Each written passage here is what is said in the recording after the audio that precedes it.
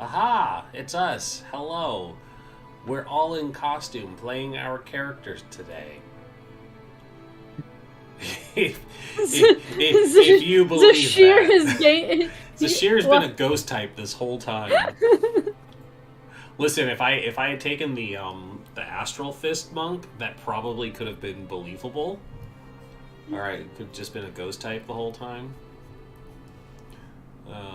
But no, Dido was dressed really comfortably, and then the idea of being comfortable seemed like a great idea, so I wanted to also be comfortable. Oh boy. As soon as I go live, my family decides to have a politics debate over the text messages, and it's gonna just, like, blow up my phone.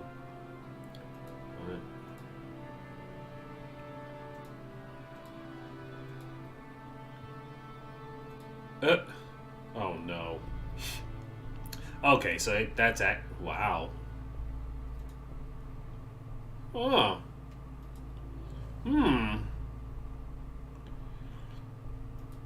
Probably a scam, but a $50,000 sign-on incentive. I could use $50,000 right about now. Couldn't we all?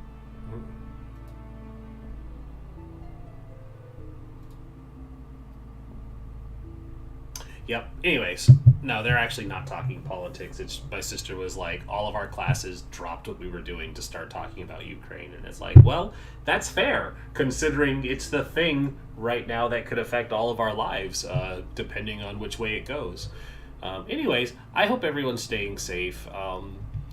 It's a little more concerning for people like Shay and I, since we live in the nation's capital, and currently a madman is threatening nuclear violence. So hopefully we get into the Vault Tech program that lets us take shelter in 101 nearby, but chances are it's not likely. Hi, I said we were going to pull away from the horrors of reality and go into the horrors of Shay's own design, so that's what we should do. Normal things to go over are, of course, Grinding Coffee Co. is a sponsor. Use the code PARTYWIPEGAMES for a 10% discount on all your coffee needs. Grinding Coffee for all your grinding coffee needs. Also, hi, I'm Bryn. I will be playing the monks this year. Dido, introduce yourself and who you're playing.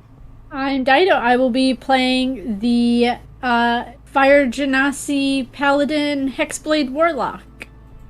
Who's also a unicorn. And Dougler, who is also wearing a onesie pajamas. You just can't see it. Believe us.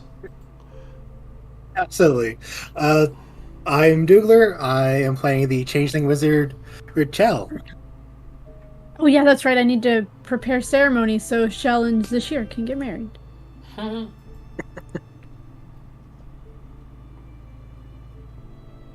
Yeah, and last but never least is the wonderful Shay.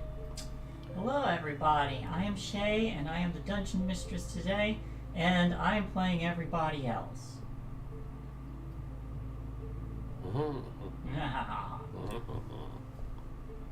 The everybody else that's trying to kill us. Well, only about half of them.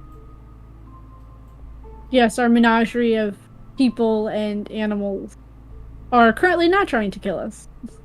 No one's trying to kill us. That's the best thing. We're just planning a murder. We're always planning a murder. Yeah.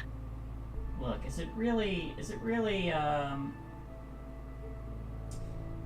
trying to kill you if you attacked first? It is trying to kill you. Yeah. There's the snakes. And the Haragons. Well, to be fair, the Harangons weren't trying to kill you. They were just trying to beat you black and blue and steal your stuff. Which is really rude of them. That is very rude of them. But they weren't trying to kill you. They're not that kind of brigands. And I couldn't even get the what's his face's scarf because it's attached to his his head. Yeah, it's like he was cursed or something.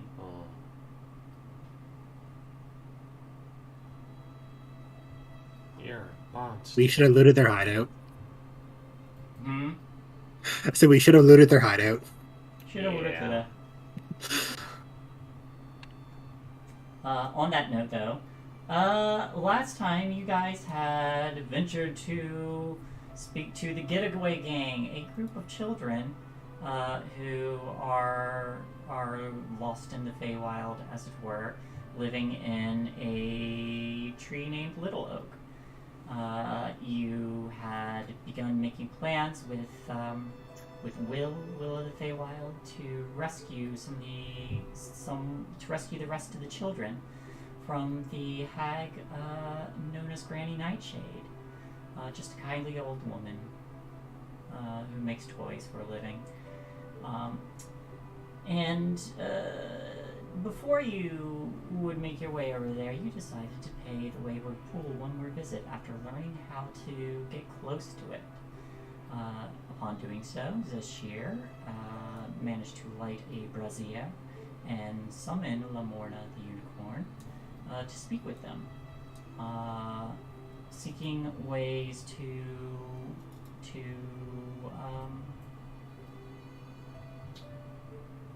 get at the hag, the next hag, the second of the Hourglass Coven. And Lamorna, sensing a bit of familiar items touched by the hags, noted that was being carried on one of the other party members, prompted them to find out what was inside, and you did so, opening the little ceramic jar with the chicken feet built into it. Chicken feet, not carrying chicken feet, like it's got little chicken feet legs. Baba Yaga jar. Yep. Yeah, it's a Baba Yaga jar. And you had opened it, finding a broken wishbone inside.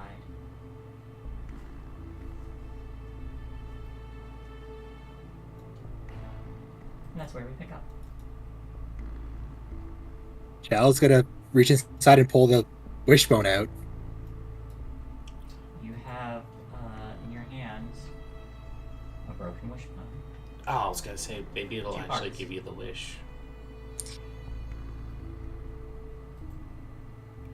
Probably. Is there not. anything written on them? It just What looks are like you- a what do broken you- wishbone.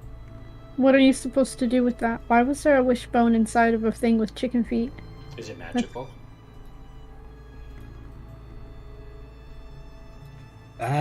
Give me about 10 minutes, I can tell you all about it. I'm going to ritual cast Identify on it. Ook. This unicorn is still here Yep. while Shell is taking 10 minutes. What do you know of Zablina, the last ruler of Prismere? When Zybiltha ruled Prismere, no one could enter her place without an invitation. Hey, hun, speak up. Lamorna looks at you, and you hear telepathically. You all hear telepathically. When Zybilna ruled Prismere, no one could enter her palace without an invitation. It's unlikely that the Hourglass Coven is capable of enforcing similar restrictions on the palace.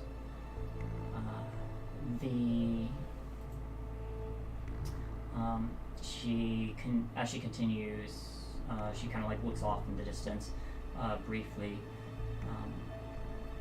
When this domain did belong to the Archfey Zybilna, the hags, Gabitha Nightshade, Babylona Blightstraw, and Indolin Moongrave all used deceit to trap her in time. Zybilna herself was vainglorious and sometimes deceitful, but her magic kept Prismere safe and isolated. That situation ended with the Hourglass Coven. When the Hourglass Coven captured my mate, Eladon. They stole his horn, and that's how they used its magic to seal the Palace of Heart's Desire. Palace of Heart's Desire. Yes. Do I know anything about this palace? Make a history check. History. I'm not good at those. I'll give you a bonus because you lived in the Feywild. So advantage. Oh, 19. cool. Natural 20. 19. Yes, you've heard of the Palace of Heart's Desire. It is the stronghold of the Archfey Zibona, and it is a place where Zibona would offer individuals what they wanted most. Let's see what more I can pull up, because that is technically a natural 20. Like she mentioned before, the palace, no one could enter the palace without an invitation. She said her mate was taken? What was the name again? Eladon. Eladon. Yeah, that's I almost wrote Eleanor. She said her mate Eladon was taken and his horn stolen.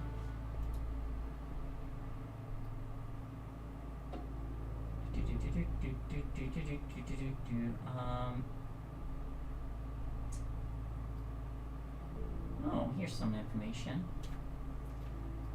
You would also know that there is a library on the second floor of the palace, where there's a number of treasure tomes. And there's also a tale of a dragon-like creature called the Jabberwock that lives and prowls the forests around her palace.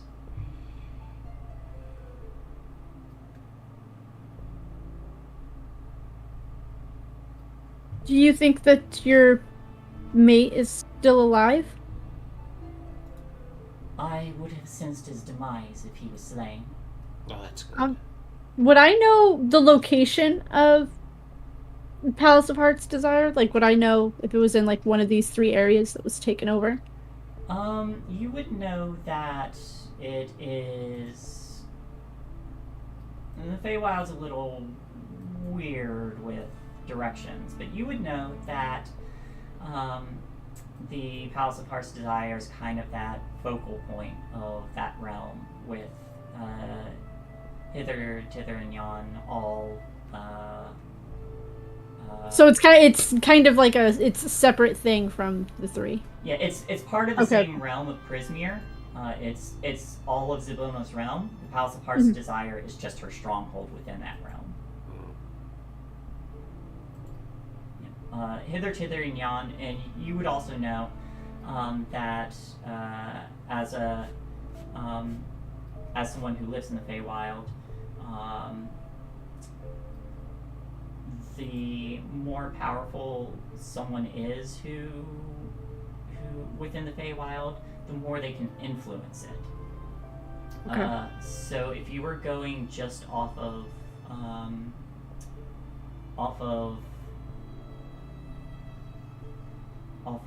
like the entirety of all the lands that Zybilna once ruled, and comparing that to that which the hags kind of divvied up, Zybilna herself was able to influence the length and breadth of her entire realm, whereas the hags have sequestered themselves off into just 3 portions of it. You said that that Zybilna was lost in time because of your mate's horn. Do you think that is what we're gonna need to reverse the curse, or do you? I imagine so. Where his horn is, I do not know, though. Would you like us to try and find Eladon for you and return him? She kind of nods her head. I was going to implore you for that very task. Kind of have an affinity for curing curses, right, guys? Chell just nods, not interrupting her spell. Sorry? The Chell just nods, not interrupting her spell to speak. Mm-hmm. She looks back to Lorna looks back to Zashir, and speaks speaks to everyone, but turning back to Zashir, who summoned her. You inquired for assistance from me. I am willing to give it, grant my assistance however I can. There's one thing I want to ask everybody. What is everyone's alignment? Neutral. Well, no, okay, it was neutral, and you made me.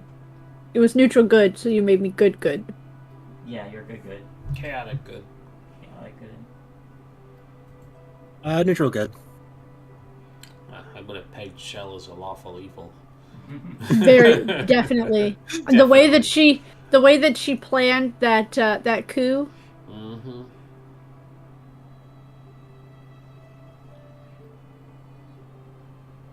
Okay. Yeah, just some interesting things I'm reading. Okay. So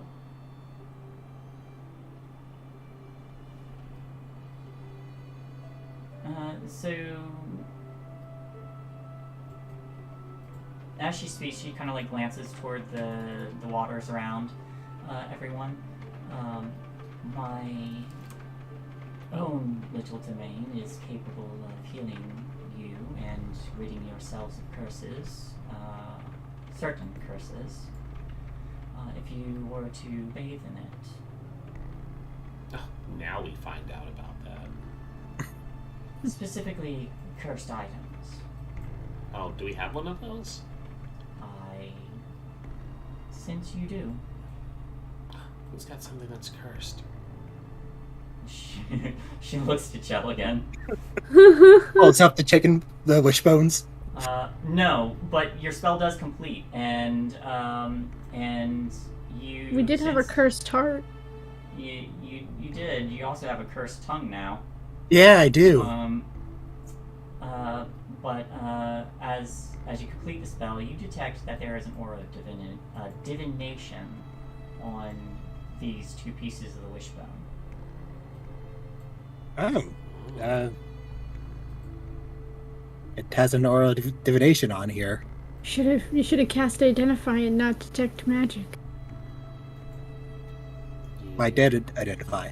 Oh. It is.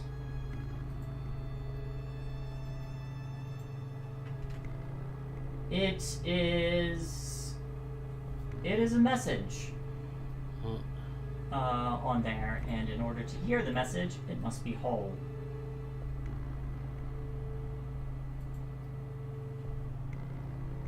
I have the mending cantrip. Cool. Chell's just gonna push them together and cast mending. Alright. Which takes another minute, I think. Yeah. So you cast mending, and now it gets to backtrack.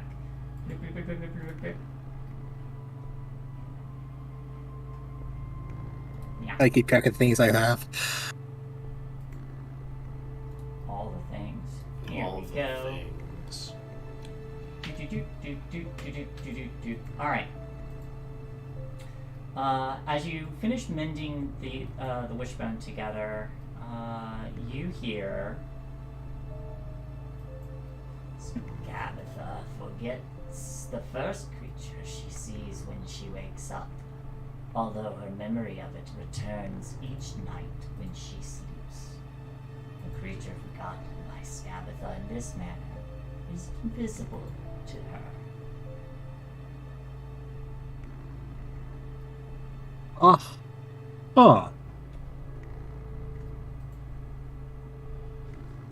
Can you all hear that? Oh. Be nice if she'd forget about us. I guess she just has to. Well, she'd only forget about one of us. If you ensure you are the first creature she sees when she wakes. Yeah.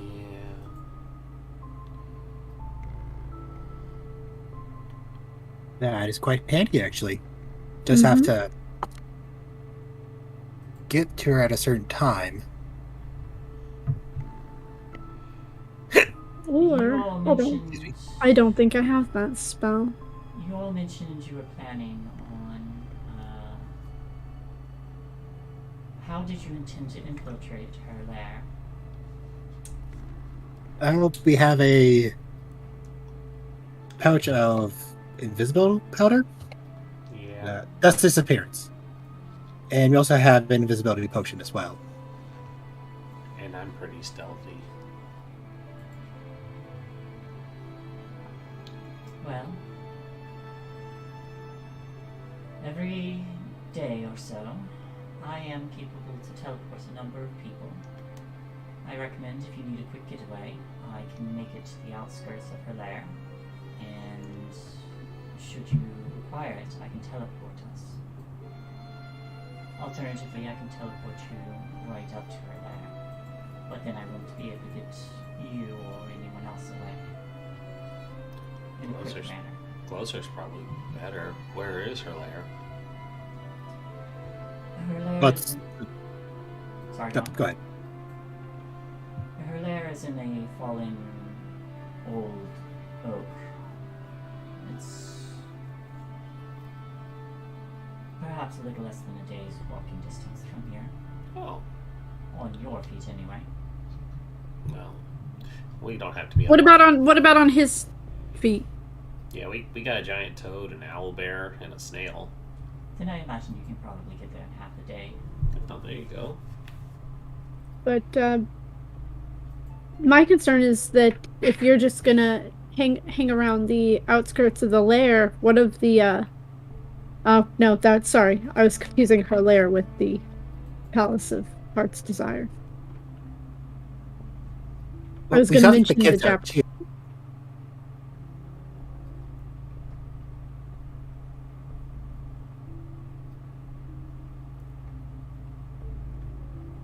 Because we did promise to get the kids out before we cause too much trouble. Maybe that's what we should do. We should send the kids out to Lamorna? What's her name? Lamorna. Lamorna. And she can get the kids out safely. She can teleport them away. I can do this.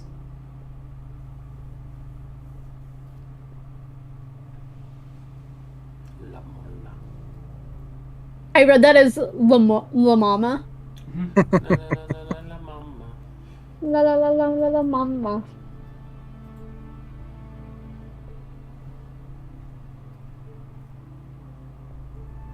Because we did promise to get the kids out. Shell is right. And Will did say that he would help us with that. At least lead off some of the guards.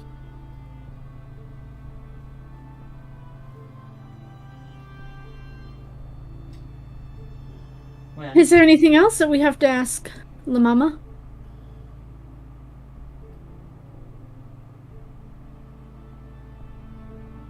Um,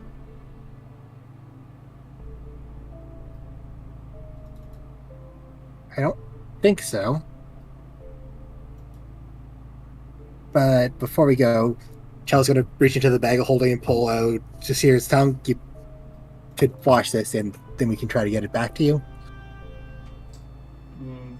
when Lamorna sees this, she gestures to just kind of like cants her head towards Zashir. Follow me, and we'll lead Zashir and whoever's holding the tongue to the side of the little island that you all are on. That'll be Chel, I guess. Step into the water. Step, step, step. I was going to do so. As you step into the water, she does as well, and lowers lowers her horn a bit, enough so that the tip of it touches the surface. And you see her horn shimmer and glow briefly, and there's a few ripples that ripple outward towards Zashir and kind of wrap around her. And with the cursed tongue within 5 feet of her, two things happen. One, Zashir, that horse tongue that was placed into your mouth falls out. And you feel your own natural tongue replace it, completely healed. Oh. And you say, "Oh." Oh. And you feel a lingering sense of magic. And Lamorna says, Tastes like magic. "Yeah." And when you say that, you say it in common. Oh. Oh, Hey, look at that. it's magic. Oh, that's good. Tastes like magic. I left a little gift that might be useful. And you now have, roll me 1d3. Please tell me she has to lick somebody to use it. Ah. She does now. 3. 3. You have Charm of Tongues. You can cast the spell Tongues 3 times. Oh, fun. Just add that to my spell list of things I don't use already. Alright, spell tongues. Cool. And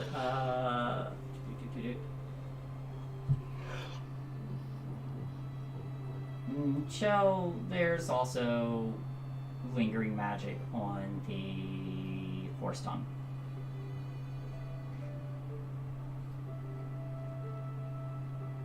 Oh.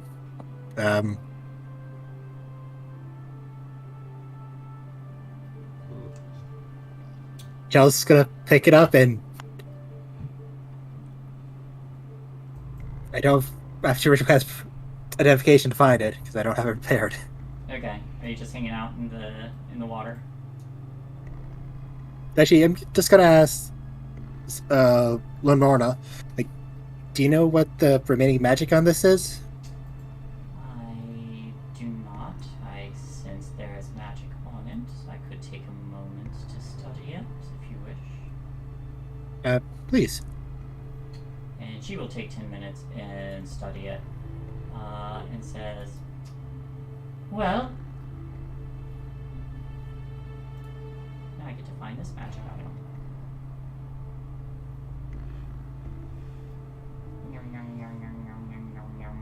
Treasure.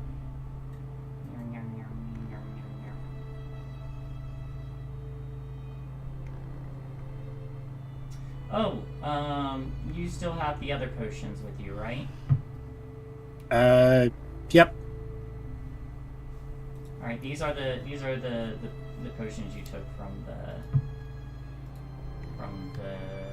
place.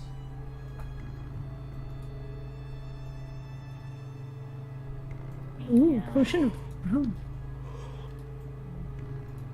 that one. So eat me, drink me, and then whatever makes us invisible. That sounds so wonderful. Yeah, and then the tongue acts as this. If you eat it,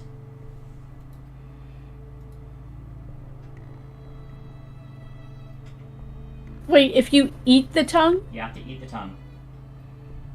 I have to eat the tongue for invulnerability? Yes, for 1 minute. Huh. I'm gonna hold on to that because resistance for me would be great. That is. That is good for for Chell just heads it over. I tank the floor. Yeah, exactly. I was you all had destroyed this item previously, and I was like, how can I give it to them? Oh, you just destroyed this thing. I can just put it here for you. I wouldn't mind the The growth potion. I hand it over. That could be good for either Zashir or myself, actually.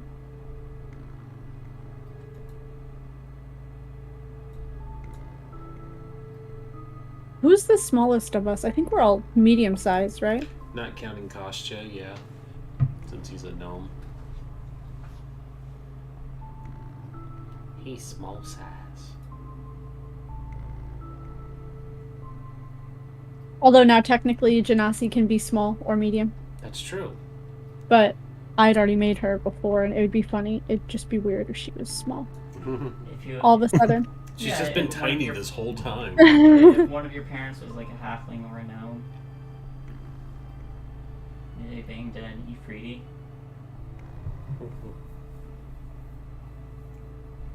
Listen, those halfling belly dancers are dangerous. Ding ding ding ding ding ding. Alright, well that's cool to know. It's not much of an idea, but I've got a slight plan, at least for trying to get the kids out of the hag's lair.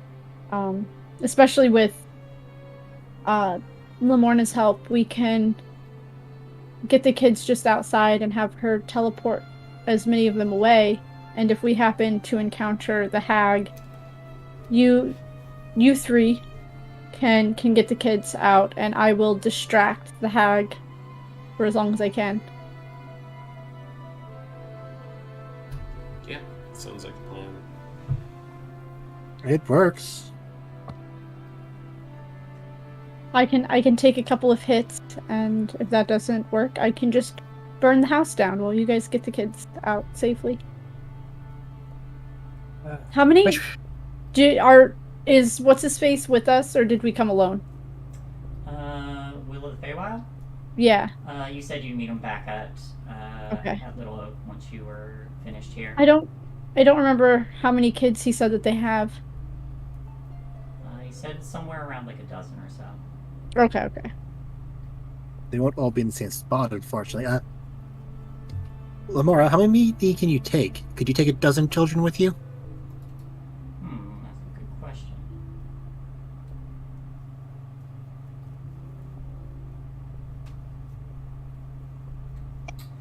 I'm gonna say yes. I'm just gonna house rule it yes. Because only 3 seems super limited. Children are small. They can fit into people. No. Okay. You stack them on top of each other, like 3 on top of each other, and it can. We do also have a domesticated owlbear with a chariot that I'm sure can run very fast.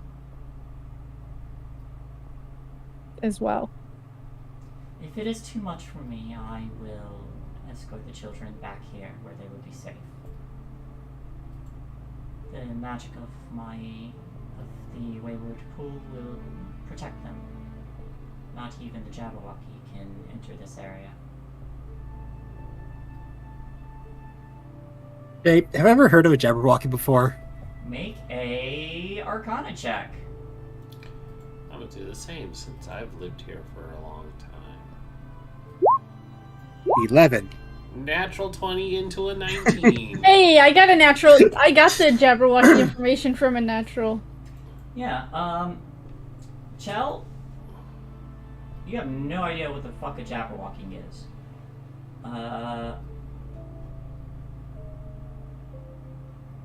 This is sheer. I just want to see if I'm gonna beat Shell. No. I just wanted to see if I could beat Shell with my -1. No. Even though just by rolls, I subsequently- still beat you. You subsequently have never heard of a Jabberwocky. That's a lie. You just told me about them. Yeah, but Zashir, you've heard about it once, and you have no idea what it is. Okay. Zashir, I've heard it in passing. yeah. 'Twas brillig and the slithy troves did gyre and gimble and wabe. All mimsy were the borogoves and momraths outgrabe. Beware the Jabberwock. It's jaws that bite, it's the claws that catch. Beware the Jubjub bird, and shun the fruminous Bandersnatch. He took his Vorpal sword in hand. Ooh, I got a Long Vorpal time the man's own foe he sought. So rested he by the tum-tum tree, and stood a while in thought. Yes, you've heard of, no, I'm gonna finish this. This is good stuff. Oh. Vorpal sword. Yeah, I want a Vorpal sword. And as in Oofish thought he stood, the Jabberwock with eyes of flame came whiffling through the tungly wood, and burbled as it came. 1, 2, 1, 2, and through, the Vorpal blade went snicker-snack. He left it dead, and with its head he went galumphing back. And hast thou slain the Jabberwock? Come to my arms, my beamish boy. O frabjous day, Calloo Calais, he chortled in his joy. 'Twas brillig, and the slithy trost did gyre and gimble and wave, all mimsy were the borogoves, and the mome wraiths outgrave. That's by Lewis Carroll. Mm-hmm. Good performance. Yeah, and this year is just like, yeah, I'm not too sure what that is either, but whoever wrote about it needs to be checked for an opium addiction.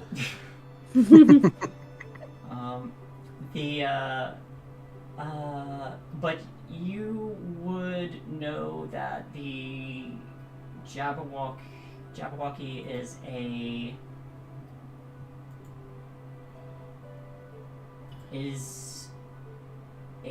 very dangerous, kind of sort of immortal dragon that lives within the Feywild.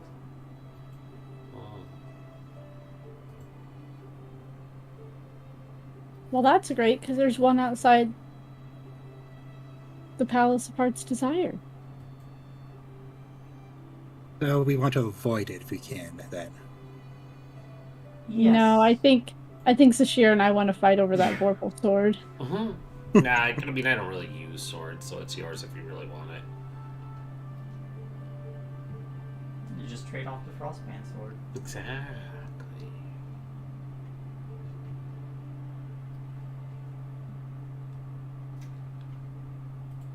Is there anything Don't else? Fight a Jabberwocky unprepared.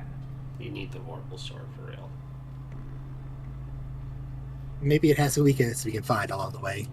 The Vorpal sword, it was in the poem. How many purple swords would they be? Far more than Holy Avengers.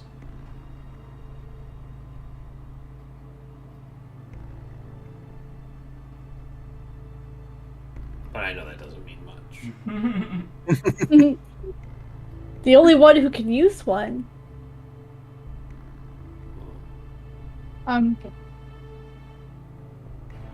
Well, we should go meet up with Will, and I guess head to this loom lurch.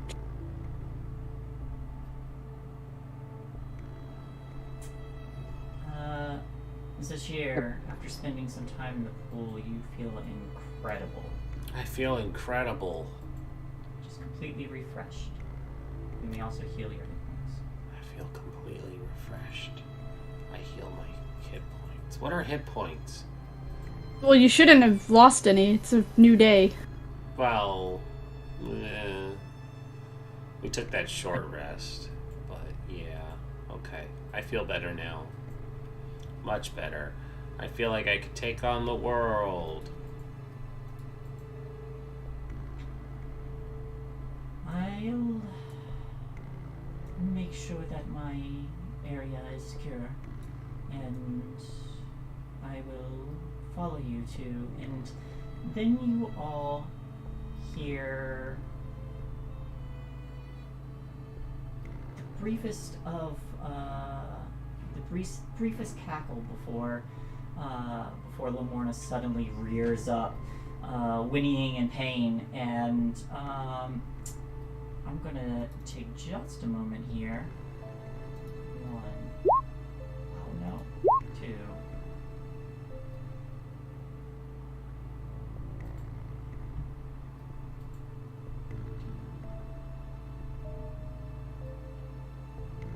Oof. Ow. Okay.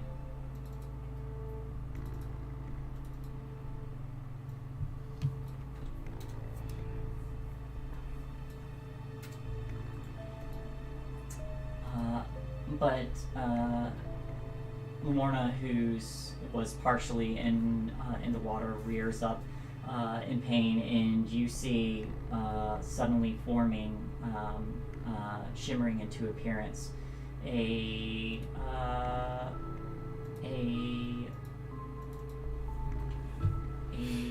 orcish fellow, 2 daggers, completely buried in Lamorna's back as they appear to have leapt on top of him. How close was I to? You were right next to Lamorna, but you did not see this individual. So I can't intercept. Okay. Go to the right leg. Lamorna, no! Oh no! And unicorn blood drips into the pool. Oh shit! Scoop that up. It's valuable. Wait, no. Bus protector. And I need everyone to roll initiative. Ba-da-ba-ba-da-ba. Alrighty. Ooh, nice. Ooh, that's 20. Also nice. Ooh, nat 1. You are so relaxed right now. I feel so good in this water. Nothing could go wrong.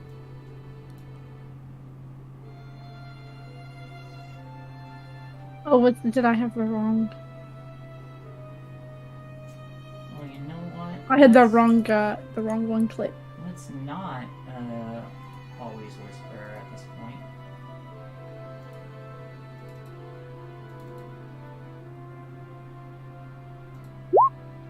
Was that the right one? Yes, it was. I'm not gonna take it. It was an 8.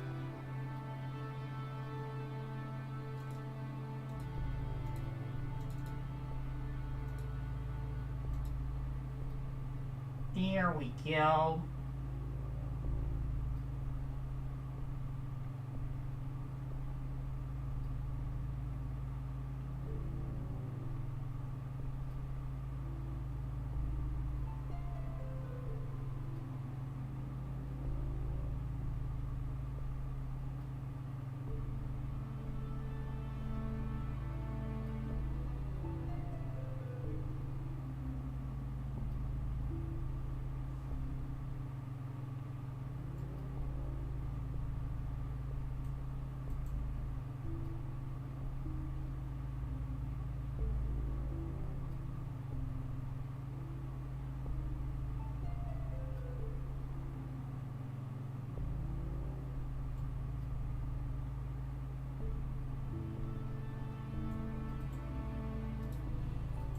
Alright, is that everybody? Descending.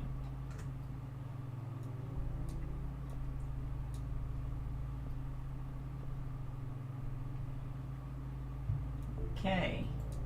Am I in the water currently? No, this Is is this- the island. This is the water, the lake. Gotcha. Yeah. I don't think I'd be this far away, but that's okay. We'll leave it.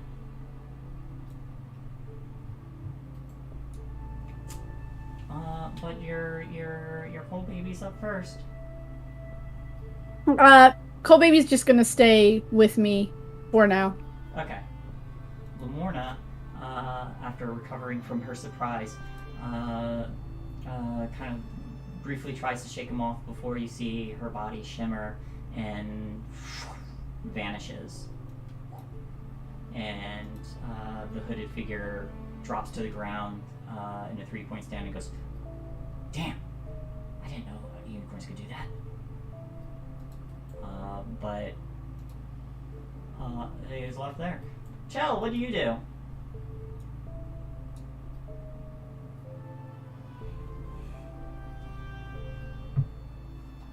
I was going to say where they are, and we're going to cast Scorching Ray at 3rd level. Okay. Yeah, public roll. That 12. is a miss. Yeah, we just figured out how many get to roll for this one. So it does...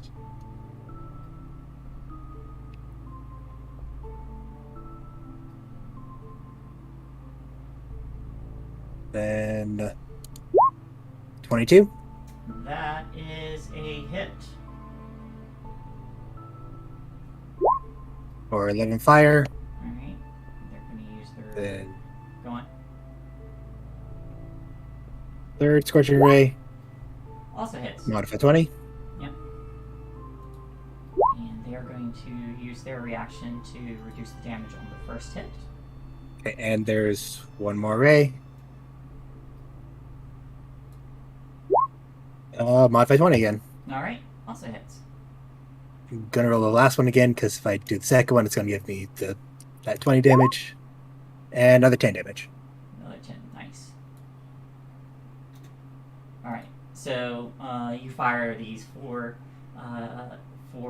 beams of flame out, and they quickly duck and dodge the first one. The second one is a glancing blow as they attempt to mitigate it, and the second two strike them head on. But immediately after you fire those, was there anything else on your turn? Nope. This figure pauses, spins both daggers, and tucks them away and just holds his hands up. Hey, no fight. I'll leave. That's his turn. Cinder, what do you do? I'm gonna move up to this guy. What is this thing's movement? 60? Yeah. Ribbit. Whoa, I've got gold. I don't care about your fucking gold. You just stabbed my unicorn friend. Why shouldn't I stab you in return? Alright. That's what I'm asking him. Why shouldn't I stab him in return? Yeah. I will use my bonus action. I'm gonna cast Flame Blade. Alright.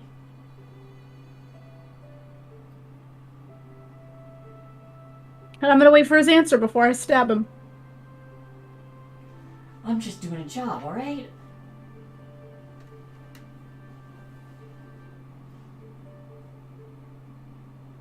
That's not a good enough answer, and I'm gonna stab him Go for it. with my Flame Blade.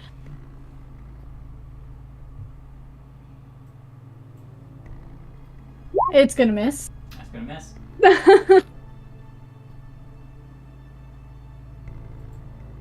That was just a warning shot. I'd think of your answer within the next 6 seconds. Alright. Zashir. Doodle-doodle-doodle. Yeah, how about fuck you?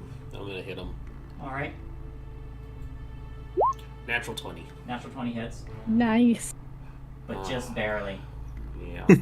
Just barely. Yeah. Yeah. Oh, come on. Low ball damage. That's Oh, no. that's nat ones on both damage rolls. Key point. Oh, sorry. I'm gonna put the stunning fist into that hit. Okay. So DC 15.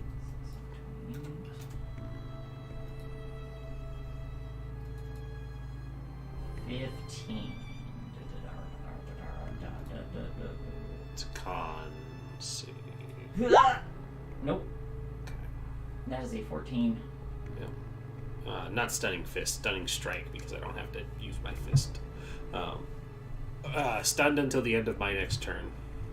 And now I'm going to spend that key point and keep beating the piss out of him. Okay. Yeah. 25 25 hits. for 10. And then 15. 15 also hits. For another 7. 17, jeez. Okay. Yeah, he's still standing, but his muscles suddenly seize and lock up, and he's like, Doesn't feel so good, does it? Done. All right.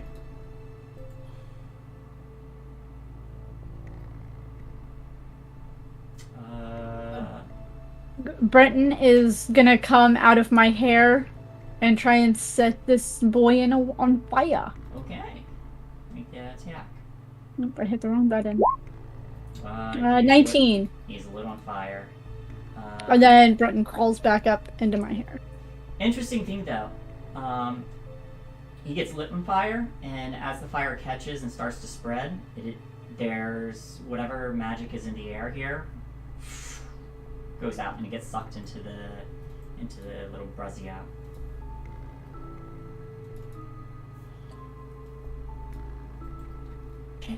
Okay.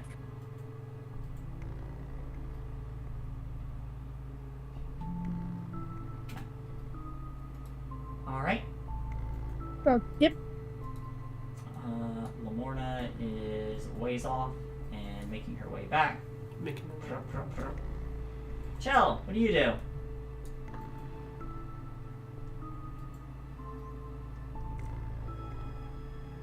Helm's stunned. Yeah,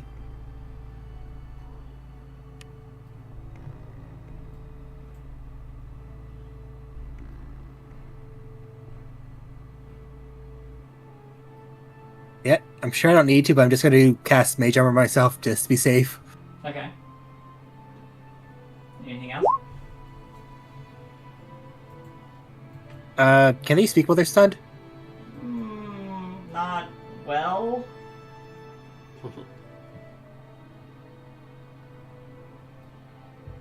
They can get noises out. More like grunts and groans and mumbles.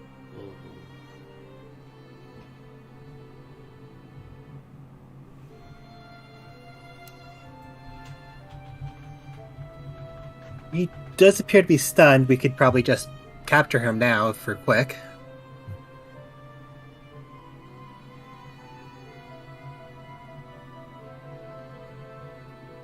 Is this your Thunder? Ah.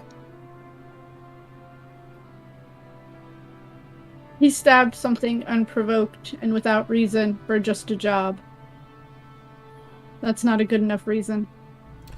Yeah, I don't feel very good about letting him go. You don't just stab people and then try and say it's just a prank, bro. There was a reason, and I'm sure it was not a good one. If we drown him in this healing pool, will it revive him so that we could drown him again? I'm okay with not knowing that, honestly. Sorry, that was a little dark. Midnight, yes. Yeah. 6 seconds. He is done. He just goes.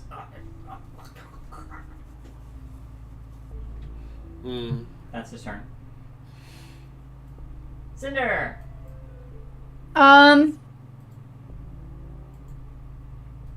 Oh, I have to bite it first?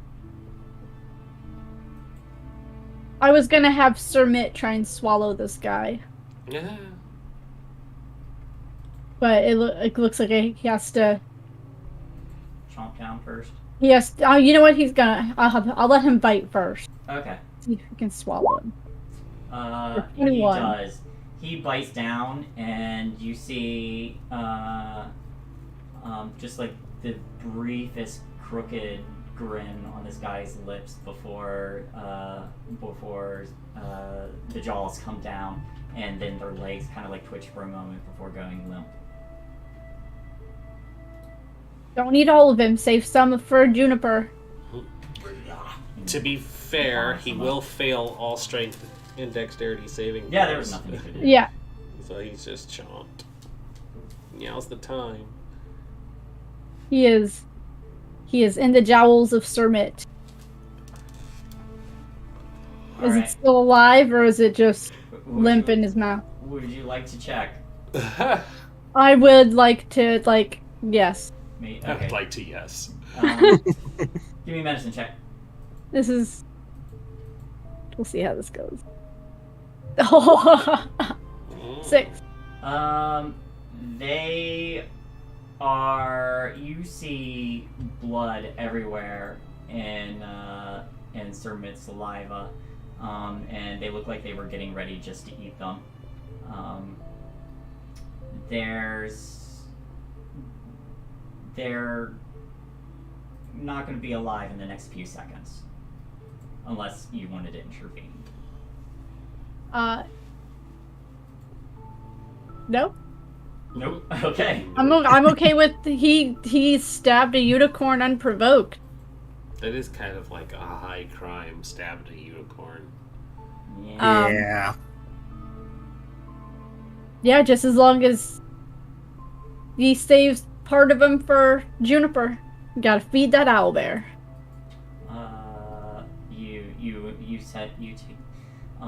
Inform Sermit only to eat half, and they chomp again and again, and they shake their head a little bit, and the legs flail around, and they do this for a while until they manage to tear the upper torso apart. By which time Lamorna finally makes it back. Oh, I'm not hungry now. I'm also quite fine. Lamorna, how are you? How badly are you hurt? Had they had another 2 attempts at that, I'd probably be dead. I will. Than they expected, I think. And you do see blood kind of coating the pristine kind of like white fur.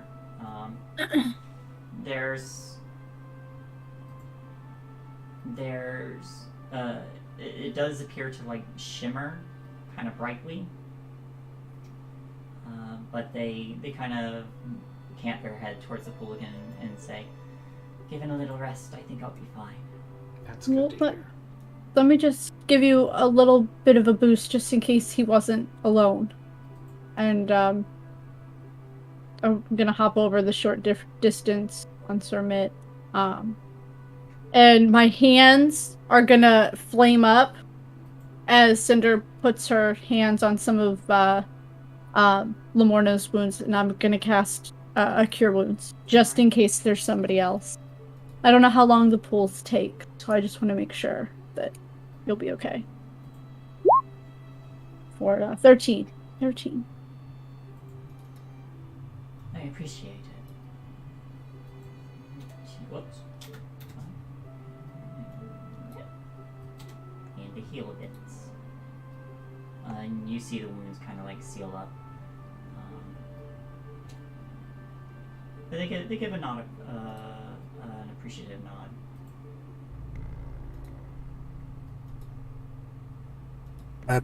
You said his bottom half fell out of Sermit? Yeah. Yeah.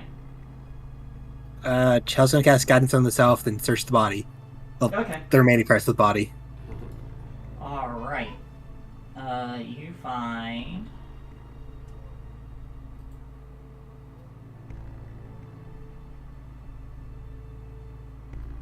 Ooh. I'm sorry. This guy just knew a lot more than I thought he did. He's dead now. Like, damn, I should have given a better reason than it was a job to keep this guy alive. Whoops. Whoopsie doodle. You find... an empty potion bottle. A garrote. 2 daggers. And pants. Oh, and pants. It's a good thing we found pants. The daggers are silvered. Oh, that actually is handy. Ooh. No, you know what? To make this even better, they're cold iron. Oh. How devious.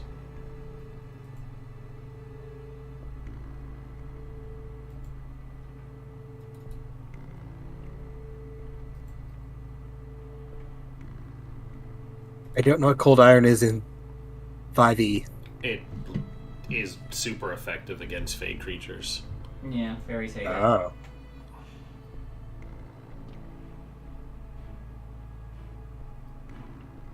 I was gonna hold the daggers up like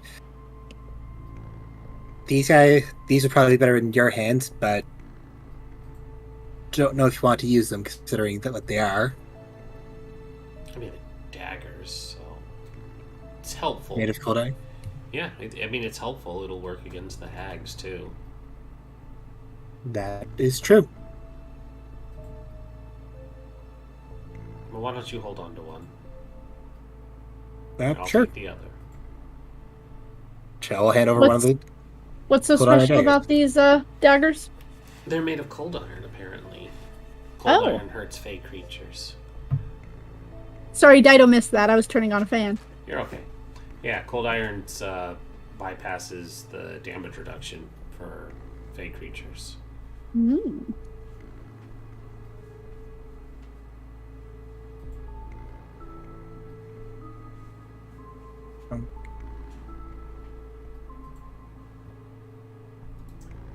Hmm.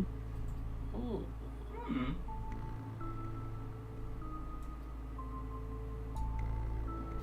You do see Lamorna kind of like scanning around the horizon, and you see the mist kind of like shifting, like parting wherever she looks. After a moment, she says, I don't think anyone else has managed to slip in here. Oh, you also do see a what looks like a unicorn horn that was quickly carved. Oh, Okay. so he used it to get in. Yeah, it just looks like a branch that had been quickly whittled down. Yeah, it could be our bad, but at least we fixed the problem. It was unintentional, I'm sure. It was. It was probably watching us without knowing. Well, you would have thought he would have attacked one of us. I imagine I was his target. And why are they after you? Probably for my horn. Right, people go after unicorns for their horns. I did forget that. Okay, it sounds like it's unrelated to everything else then. Just a poacher. Possibly, although I wonder where he came from. It could be that he's one of the hag's lackeys. It could be both. Could have been sent by her and was here for your horn. It's possible. Or it could be a rival who is here for the other unicorn horn. Because they heard what we did, that they took Eladon? Is that his name? I'm really bad. Yes, Eladon. Wherever he is.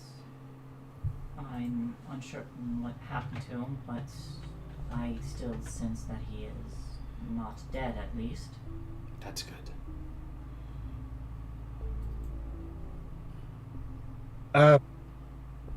Do you by chance have something that belonged to him? I don't know if you'd have many possessions, but if you do, I might be able to eventually try to find him. We do not really have much of a need for possessions. We are magical creatures, and we are here to protect the wilderness. At least as much as we can. Of course.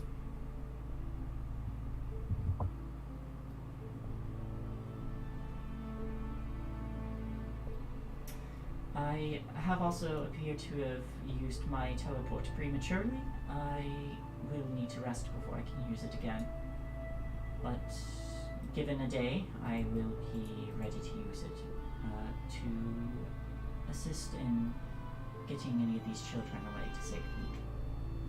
Maybe that actually works in our favor. Maybe we can maybe not go in today. Maybe we can go in after we think she is asleep, and then one of us might be the first creature she sees when she wakes up, because we will wake her up. If you wish to make use of her weakness, then yes, by all means. And even if by that time Lamorna can't teleport, we can at least send her with as many kids as she can take, and even Sir Mitt and Juniper with as many kids as they can take back to the treehouse. Happy to be able to help as well.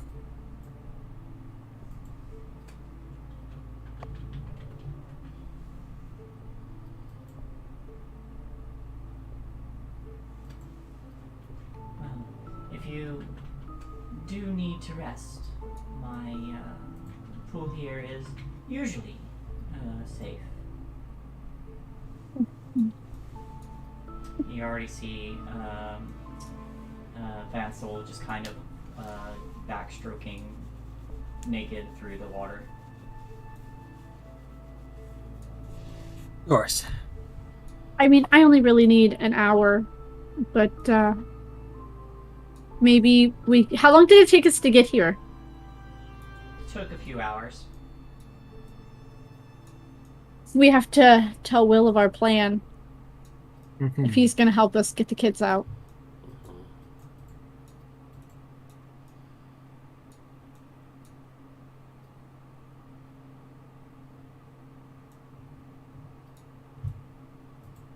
Might be best to go back to him tonight, then meet up near the witch's hideout, well, stronghold, tomorrow. Before dawn. Preferably before she wakes up. Yeah. We should I know keep that there's her a aware. spell that can make people sleep, but I do not have access to such magic. Neither do I, sadly. Mhm. Would be Just nice if sleep. we somebody. What? What? What?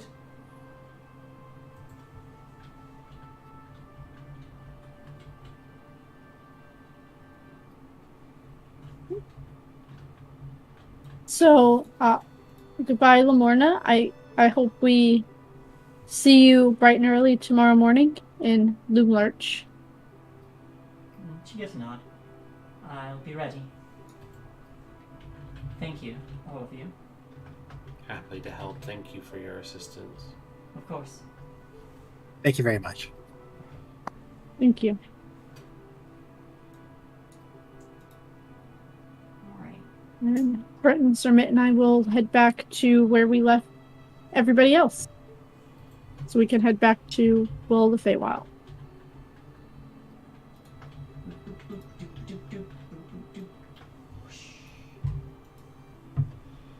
Feed Juniper the rest of the dagger man. Yeah, Dagger.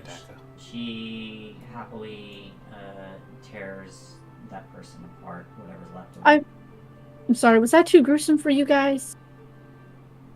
No. It just really upsets me when someone harms a creature such as a unicorn. It was graphic. We won't tell the children about it.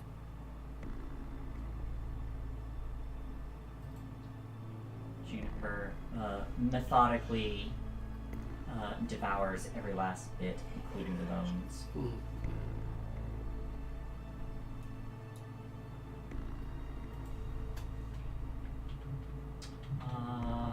And once she finishes, she's happy to pull the carriage. Hey,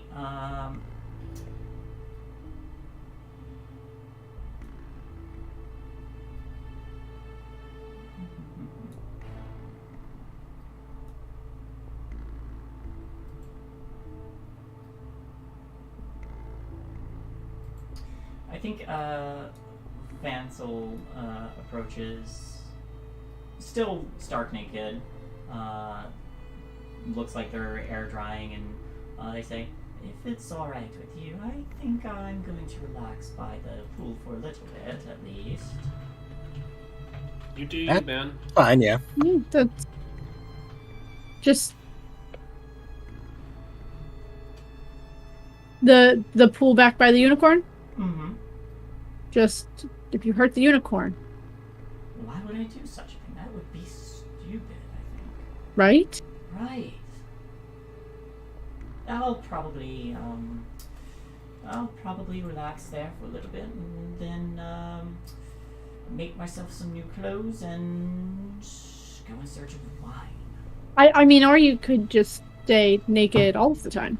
I could just stay naked all the time. It doesn't seem to bother you, It doesn't. and I don't think any of us are really bothered by it. Oh, well, I hope you're not. And you see them kind of just kind of like lean back and stretch. I mean, I take my armor off all the time. Well, if you ever need to take that armor off and relax a bit, I'll be here. And he spins around and makes his way back.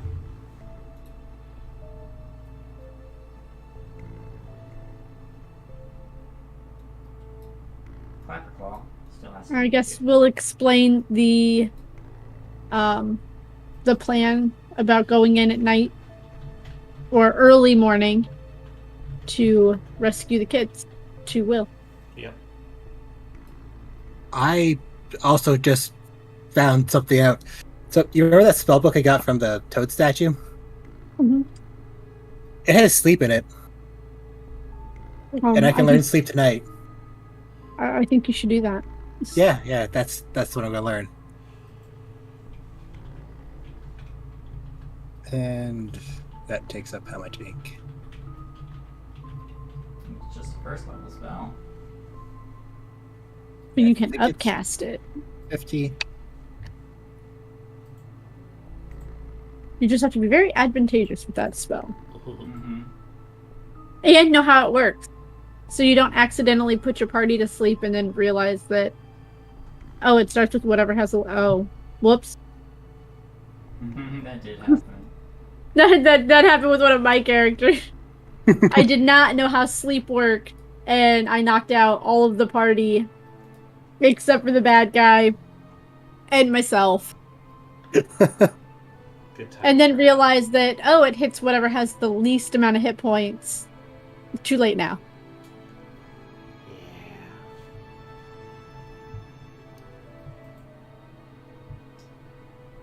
Alright. Toss that in there.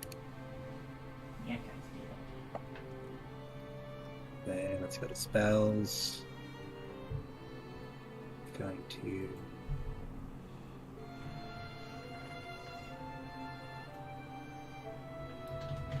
But, if we're planning on who she's gonna see first when she wakes up, I think it should be Zashir. Why me? Because then you'll be invisible to her. Oh, that's fair. And you can also stun her, too. So she won't be able to see you when you hit her, and she also wouldn't be able to see you if I'm trying to distract and you're trying to get the kids out. Yeah, that's true. Plus, we only have 2 things to make us go invisible. Mm-hmm.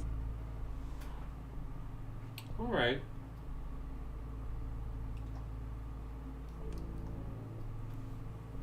Just got to read over the spell so I know exactly what it does. Yeah, someone roll me a d8 in the meantime.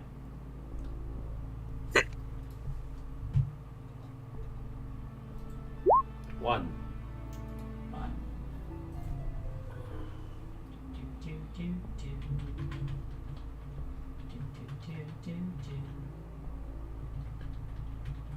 1. Oh, no, that's not the right one. This is the right one.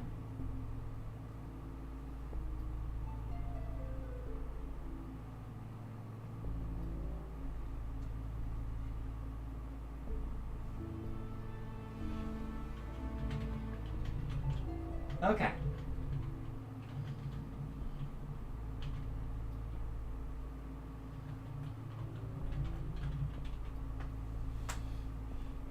Okay. So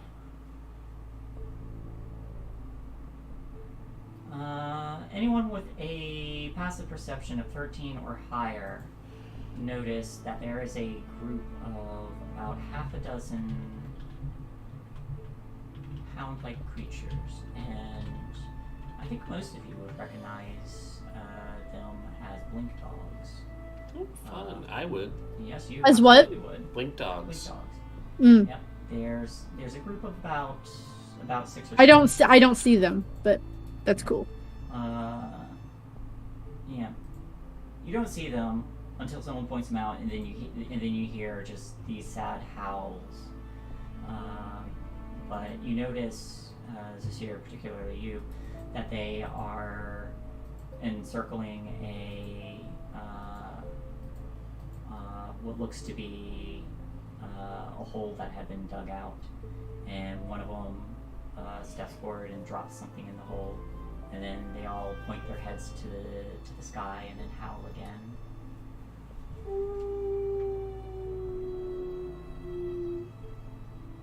Should we go check it out? I wouldn't want to disturb them. Well, Go check what out. Those blink dogs. They were digging something. You see another one pick something up from the ground, and then they drop it in the hole as well.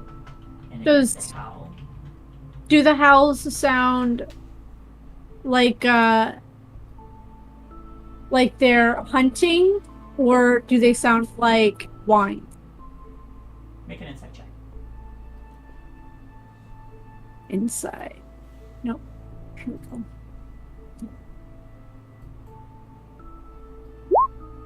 I mean, I don't know. They're dogs. With a 9, you get that they are not hunting.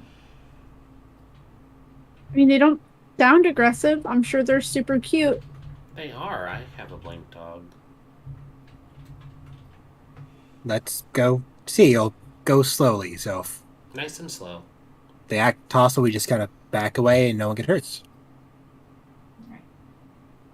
So you start to approach as as a third picks up something from the ground, and getting a little closer, you notice that they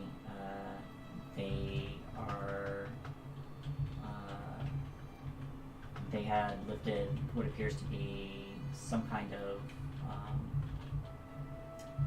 knotted rope made into a ring, and they drop it into the hole as well. But as you draw a little closer, a few of the blink dogs kind of take notice, and they don't stop you, but you hear just like one of those like low, not aggressive, but just like Like a warning growl. yeah, it's like a growling bark. But they don't stop you from approaching. She's just gonna watch. She's more interested in, now that she can see.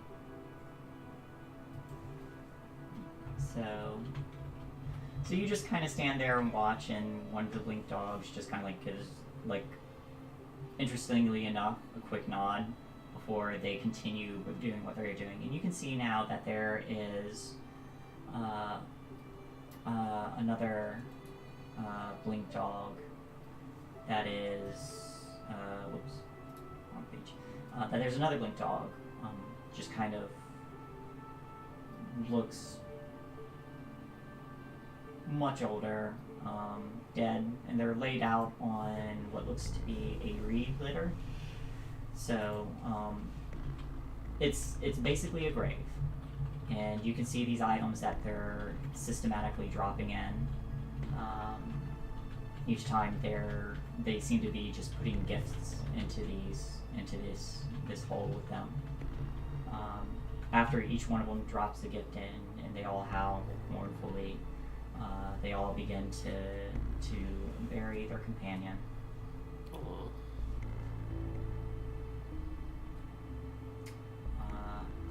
Once it's complete, about a minute later or so later, upon filling this hole, They do start to move away, but one of them just kind of remains and watches. And you just hear.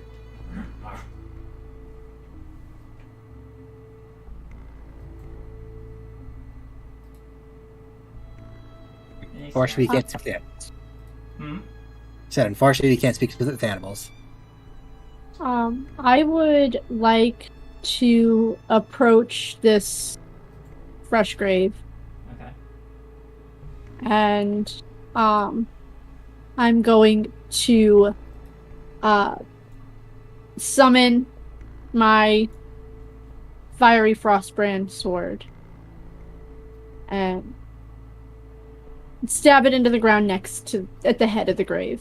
Like, not where the loose dirt is, but above it. And in the loose dirt, she'll start to draw the emblem of the Summer Queen. And as she does, it starts to glow this like honey orange.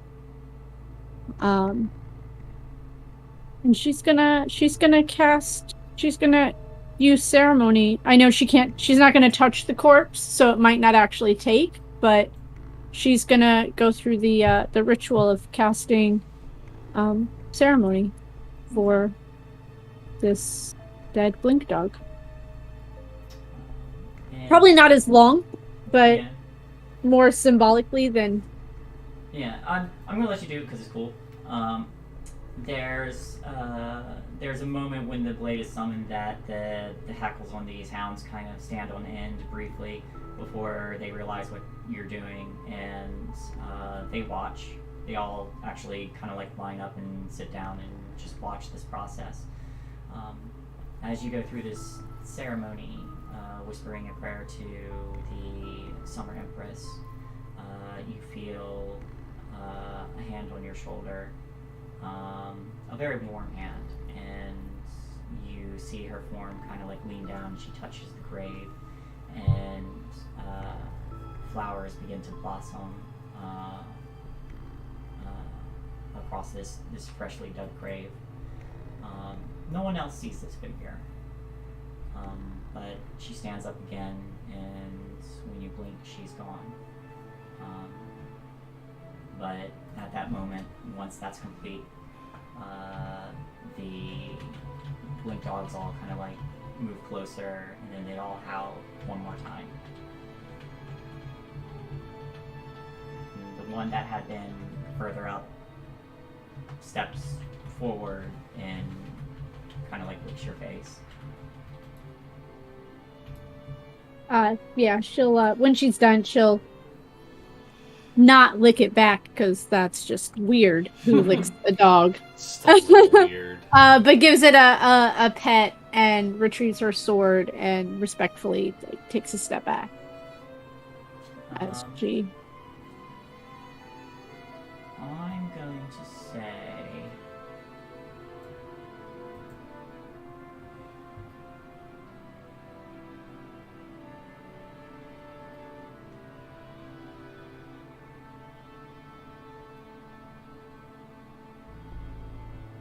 So, Sheer, go ahead and give me just a straight wisdom check. Straight wisdom. Yep. I guess I can do that. 12.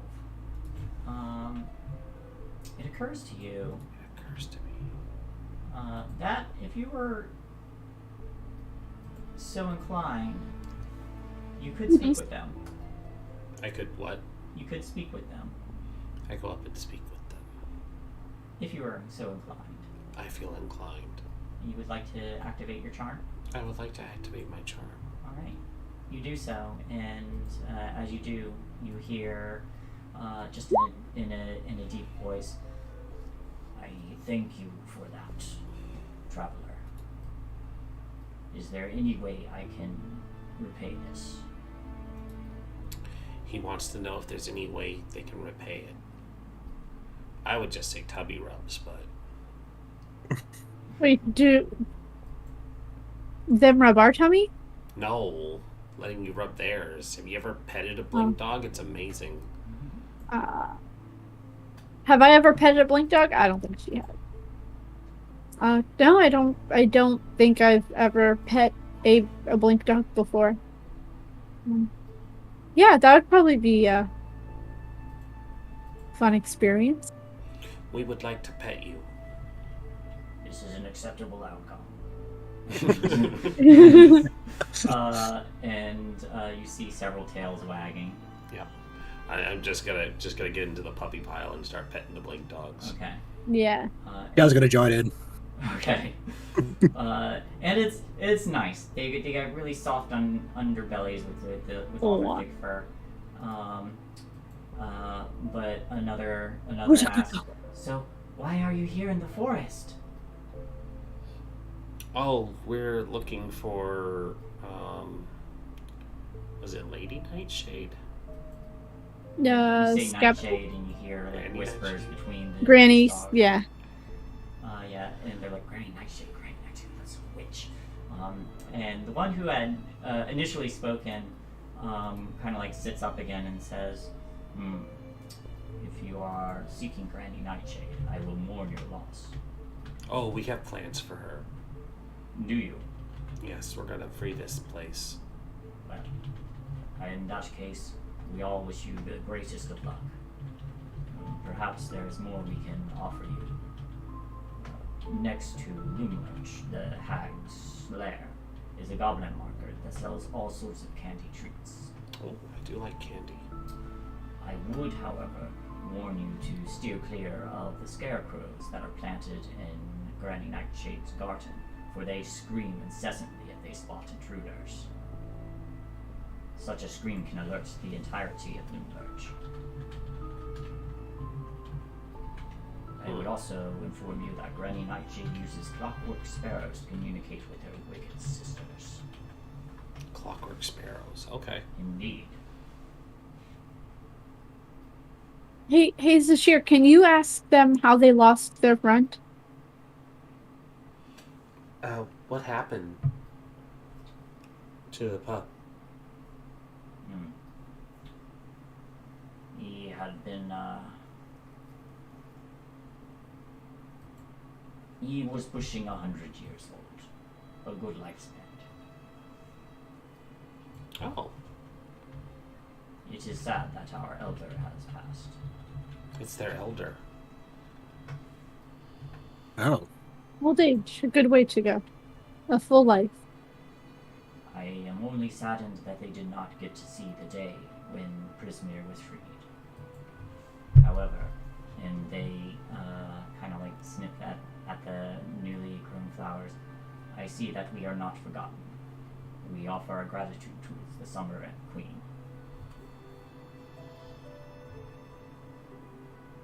She may be far away, but I don't understand what they say. Yeah, you hear barks.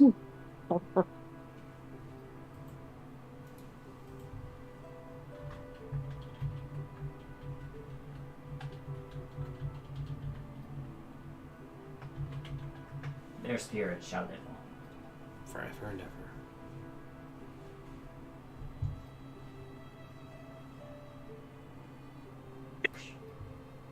Whoops.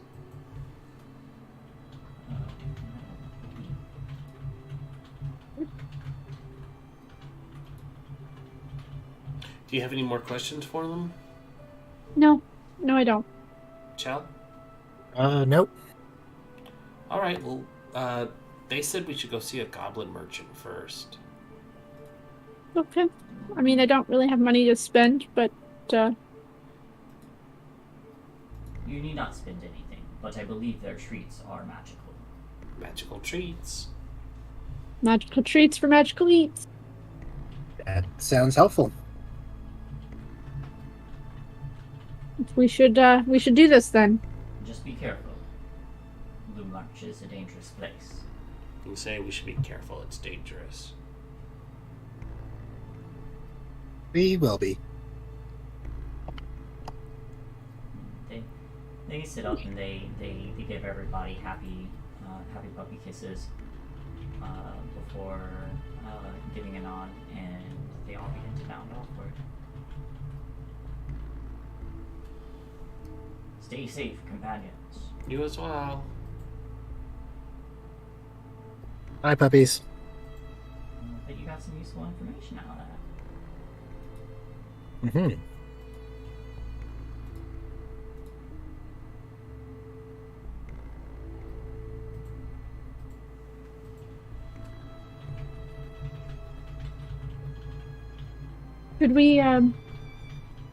Should we sleep for the night? I mean, I guess we can change our plans up a little bit if we're gonna check out this merchant. Just so you guys know, this is the short little orc guy. Short orc. Short orc. Short. Short orc. Short orc. Oh, the guy whose name we didn't get and just myrtleized him? Yeah, he's dead now. Well, he's half the man he used to be. In two different creatures. In two different creatures, yeah.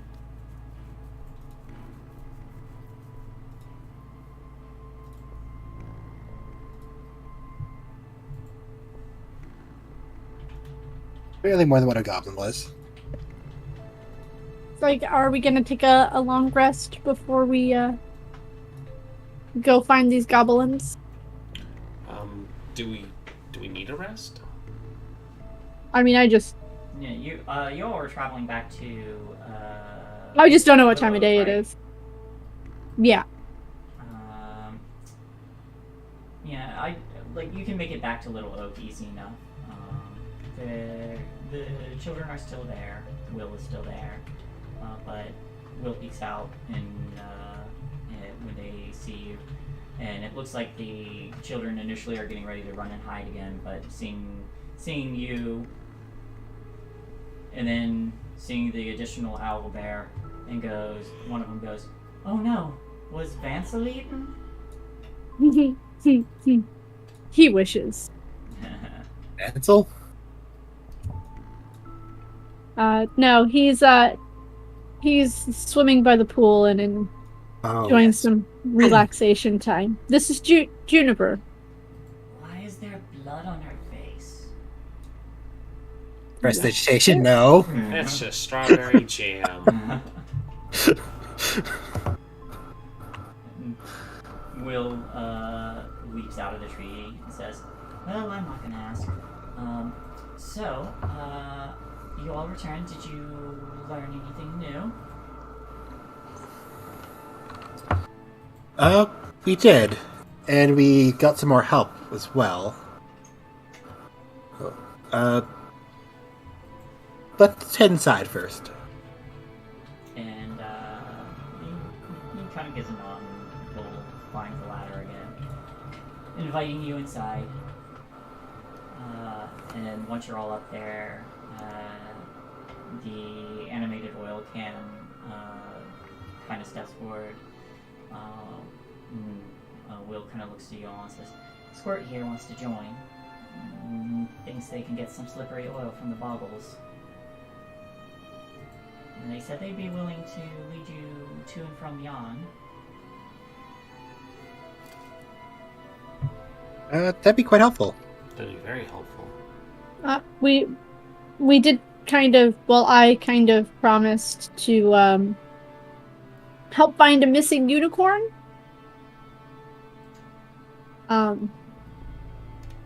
But that's me. It's not on you guys. I mean, the hags probably know where they are. Yeah, probably. Yeah. They were the ones who stole him, kidnapped him. And took their Uninap. horn. Yeah.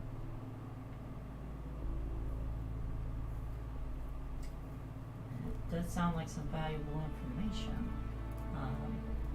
Well, like I said, we can try and lead some of those tin soldiers away, or if you wanted to, Not that I'm a huge fan of this, but if you think it'll get the other kids out, then I'm willing to pretend to be a prisoner.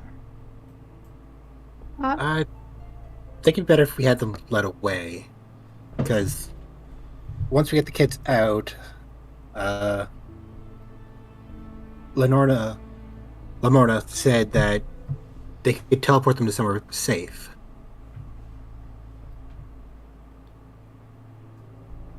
The wayward fool. Yes.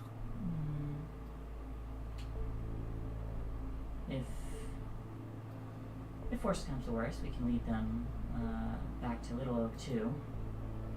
But the I think wayward we were. fool is also safe. If she couldn't take all of them, we were gonna leave Juniper with her carriage and Surmit and Happy to help escort the kids to safety as well. Kind of gives a nod. As long as we can get them out of there. My plan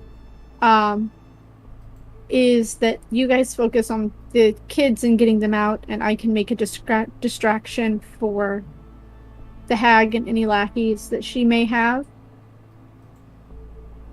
That's risky, you sure? Yeah. Just kind of like gives a nod.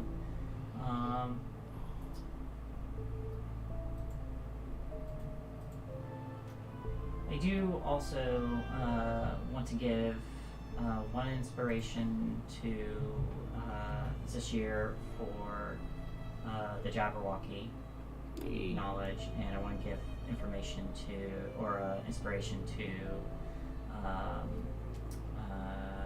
Cinder for the Blink Dogs. Use so you that guys during have my that. distraction.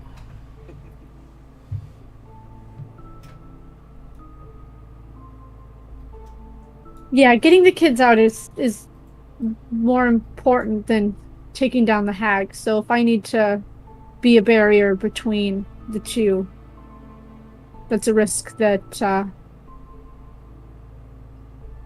my patron would want me to take. Well, getting them out first would be the best. Then we can worry about taking her out. Mm-hmm. Hopefully we can delay meeting her for a little while before we have to worry about kids being in danger. Perhaps engage only when necessary and try to remain undetected otherwise.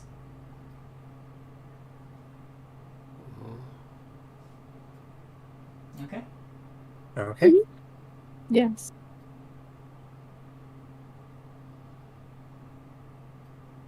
Yeah. Well, they kind of peek out one of the windows. The sun's still in the same exact place it was, but you're all welcome to rest here if you want.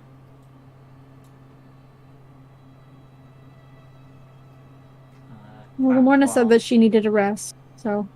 Yeah, Clapclaw kind of finds a little corner to sit down. I don't want to go anywhere near there, so I'm just gonna stay behind. That's 100% fine, buddy. Okay. Oops.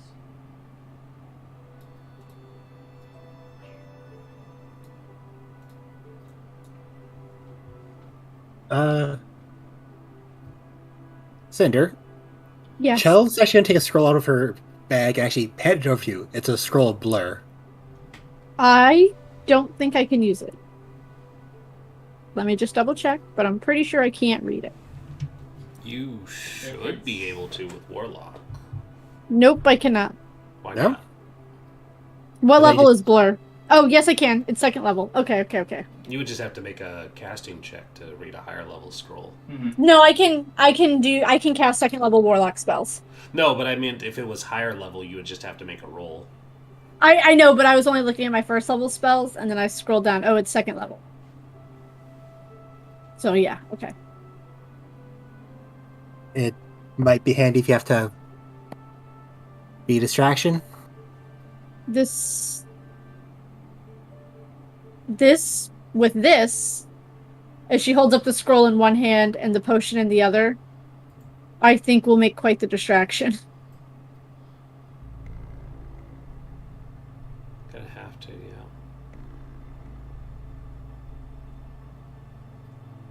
I will add a blur spell scroll. But are you sure? Because you won't be able to put this in your spell book.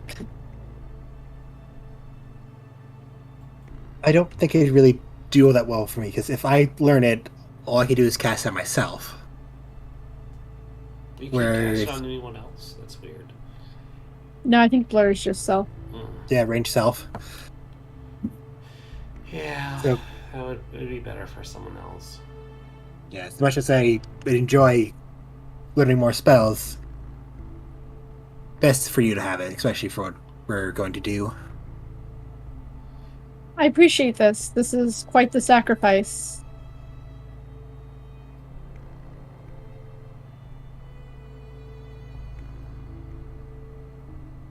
That's for the best, really.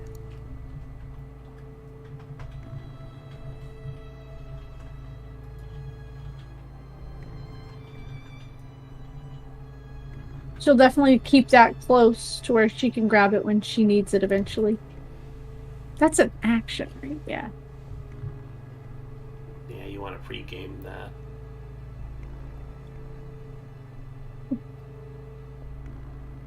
I just need to read what blur does now. It's a disadvantage. Disadvantage. It's pretty dang good. Hmm. Oh, but okay, it's concentration. Okay, that's fine. That's fine. Alright. You all also noticed that Star is no longer there. Where's Star? I returned them home. Oh. Yeah, there's like there's ways back to the material plane. Who wants to go back there? That place is boring. It's Right? kinda boring. I mean, I've only known this plane and the fire plane. I don't really know much about the material plane. Ooh, fire plane sounds fun. It is very hot. Everything's on fire. Yes, Okay. everything is on fire. And it doesn't smell as sweet as it does here. Hmm. Maybe I was I'll really- visit then. I was really glad when I got called back. I missed the smell of honeysuckles.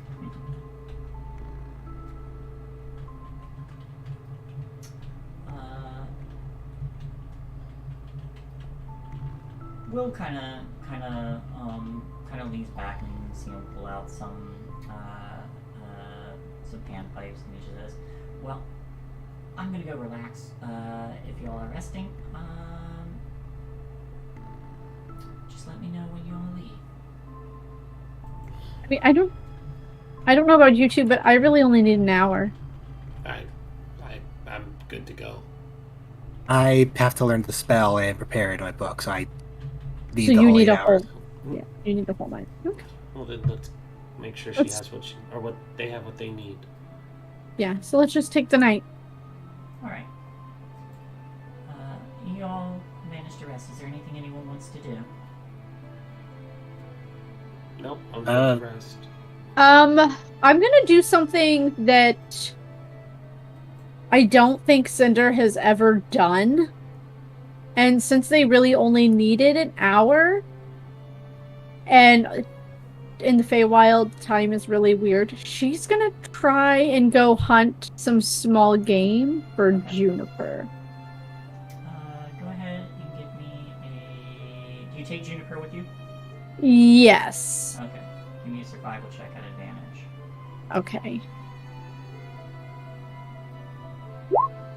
12. 12. She's never done this before. That's alright. 12 is easy. I think you just don't find anything special. You find food.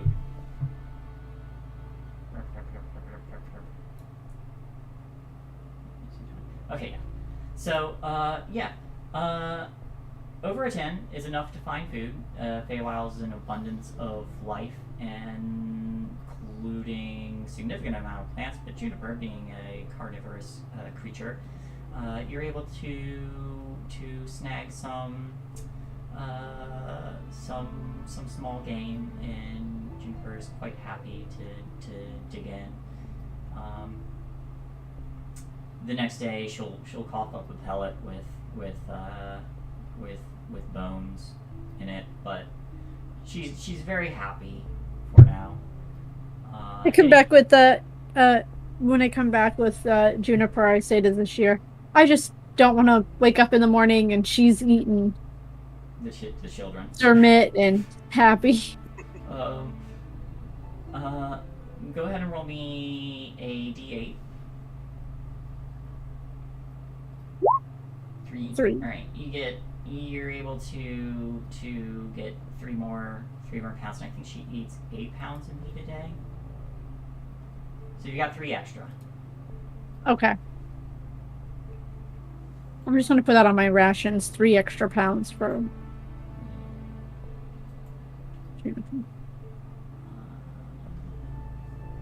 On a 20 plus, you find the weird stuff.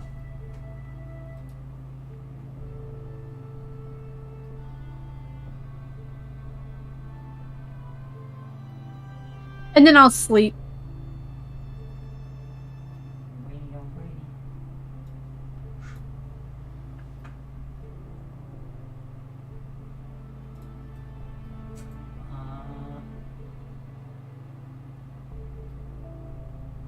Cinder and Zashir, just go ahead and give me a quick perception check. Let's see him show. I am rolling like ass. Me too. Yeah, but at least yours are double digits. I basically rolled the same number as you, though. Oh. Okay, that's all. Morning rolls around. You're not interrupted. You're in a safe space. And in the morning, you see that the children, the 3 other children, along with Will, are just kind of quietly talking amongst themselves, occasionally laughing as they eat some of the fruits from the basket. And it looks like it's been restocked. You also see the animated oil can, kind of like sitting by the door.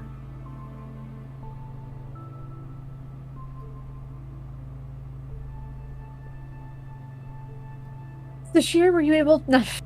Shell, were you able to do what you needed? It was written a bit weirdly, but I can use the spell now, yes? Oh, before we go, I'm going to do one thing real quick. Chell's going to ritual cast Alarm. Just to procs my Arcane Ward. Just so I have that up and ready before we go and get hurt. Is there any particular spell we think that I should... Because if I'm going to cast Blur, I shouldn't prepare concentration spells. You could utilize one and the other. Whatever you think's useful. This guy's dead. I can put him away.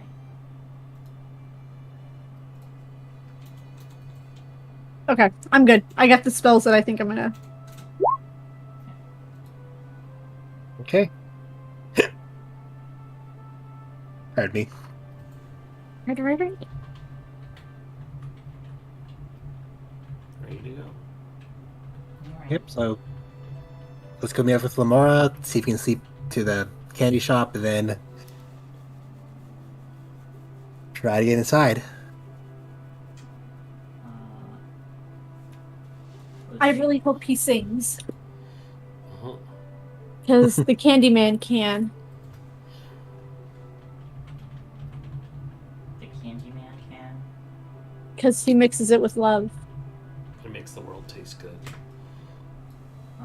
I knew that song, I'd sing it. It's probably. I also don't know it, so It's probably copyright since it's Willy Wonka. Yeah. Although I don't think it was written for it, but yeah, All right. For the sake of brevity, you're able to meet up with Lamorna. Squirt joins you. Will joins you. You have a plan in place. You do see, partway through the journey, Juniper does pause to cough up an owlbear pellet, Oh, just with her previous meals in it. Happy's there. This is a very lush place. Happy's able to get quite a bit of greenery, and Sermit is able to down insects fairly well as well. Insects and small game. Plus, they ate half a person yesterday. Mm-hmm. So your mounts are all good.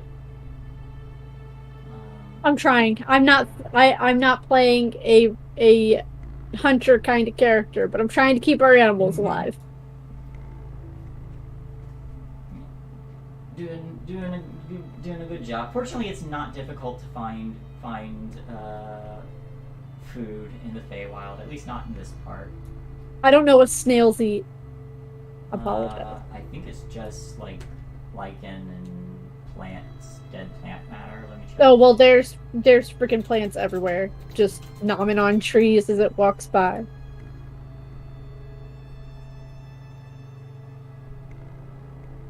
Oh. Don't tell They me eat snails. everything. Oh, okay. omnivores, aren't they? Yes, they are. Just like real bears. They prefer to eat dead or decaying things, but they eat it. Plus, like lichen, fungus, rotting vegetation, regular vegetation, worms. Yeah, name it, they probably eat it, honestly. Yeah. Just as long as it's not salt. As long as it's not salt.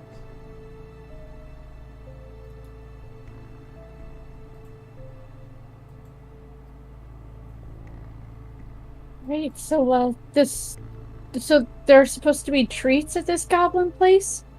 I don't have a lot of money, so.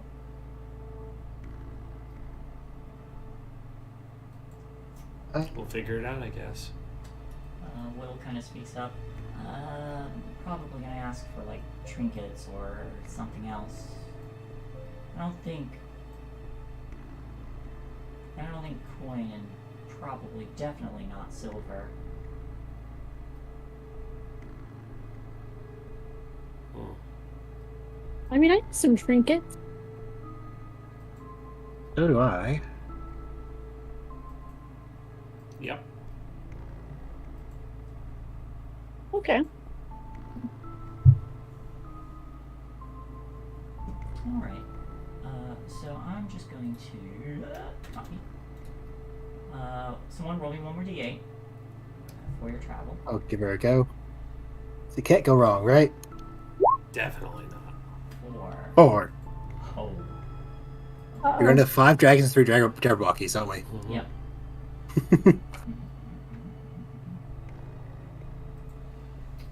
Who has a perception below 13? I have 11. I have an 11. I have a 14. You're the only one who notices. Yay. But you're able to see. I'm not going to leave you that after this. You're able to see, kind of like crawling off to the sides and slinking closer to everyone. Are these like severed branches and like hacked up roots with like wilted vegetation on them. You just see them crawling on the ground before they launch themselves. You're the only one who's not surprised, but there's something else that catches your eye, Sashir, is you see a woman following, kind of like slinking closer as well. Completely naked, has like green skin that looks like it's been like that looks not mottled but like discolored in places, and there's leaves in her hair that are also wilted and dying. Let me see. I don't think I have a.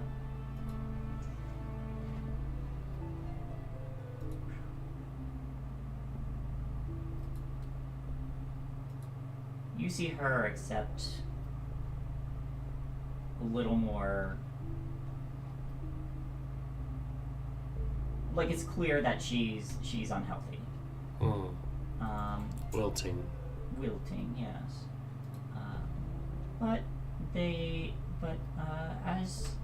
As she gets closer, she shouts, "Show these villains the true meaning of revenge for killing us!" And these severed branches leap out, and they're gonna make a few swipes at the people who didn't notice. Oh dear. Oh, what? I definitely passed. Also, these are named creatures. I need bigger creatures. Way bigger. Alright. Oops. Wrong tab.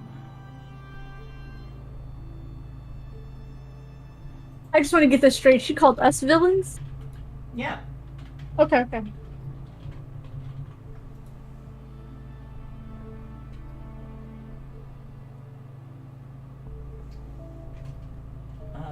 So there's 8 of them, so there's going to be 2 against each of you.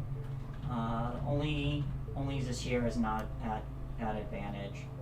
So I'll go Cinder. The 19 will hit. You take 1 damage. Intercept. Oh my gosh! Critical hit! Yep. Sorry. Then there's let's see. Jump. A 5 and an 18. The 18 hits. Good thing the other one didn't hit. Intercept. How does it do 0 slashing damage? Probably have a minus. They're Well, all, yeah, they're Oh. It should always be a minimum of 1, though. Yeah. It would be 1. I'm gonna intercept the 2. Okay. I don't need to roll it. You My don't need base. to roll. My base is a 2. And then against the shear, a 6 and a 5. Nope. These like severed plants are like kind of just crawling up and just pathetically whipping at you. But you see this weakened dryad kind of just staring angrily at everyone. Are you okay? I think you have us misrepresented. We're You're not mistaking the us villains. for someone else. Give me a persuasion check. At advantage. I have a +7. I only have Sure. +5, so I have a fine, let's go ahead. Watch I roll a 1 and a 2. Oh no, that's actually pretty good. It's actually good. You see her like Hold pause on. for a moment and like you see her like rub Yeah. her eyes, and she kind of like S- narrows Sin- them and takes a yeah. closer look. Cinder has no weapons because she has not summoned her blade, so she has no weapons on her. They're all in her pocket dimension. But this dryad pauses, and you see her breathing like just like very labored. But you see her relax a little bit before she speaks. No, you're not the ones who cut down my tree. No, we're not. Sorry, your tree was cut down? Yes. We're dying. Is there something we So can sorry. do to fix that problem? Without my tree. No. Not without my tree. Can we replant it?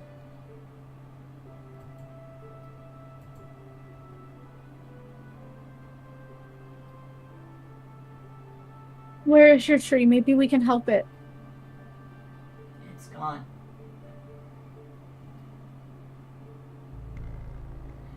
Can you find a new tree? No, I was bound to that tree. Scabbeth the Nightshade used it to make her toys. If we can It- get what remains of it back from her, would that help?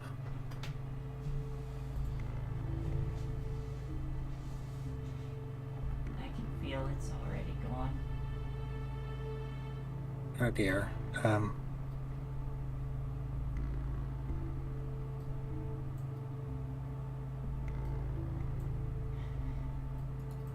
Might be a insensitive question, but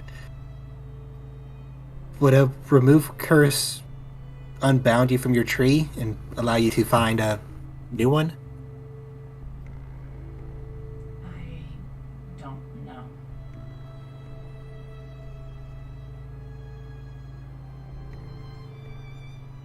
Crap baskets. Make an Arcana check. Yeah, I was gonna ask about making some kind of check to figure out how to help her, but I didn't know what to make. Oh, pretty high. 23. Okay. Let's see. I want to give you correct information. Oops.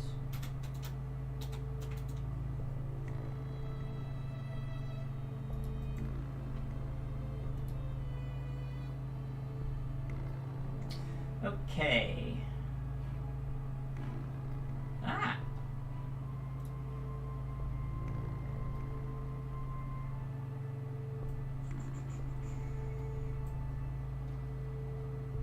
Well, that's not a lot. Okay.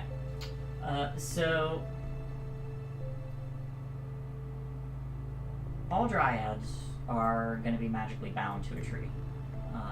This tree serves as both their life force and their home, and will fight to the death to protect it.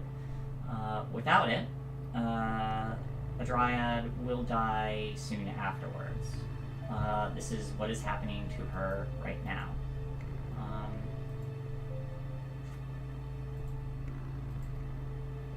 There's no way for either the tree or the dryad to have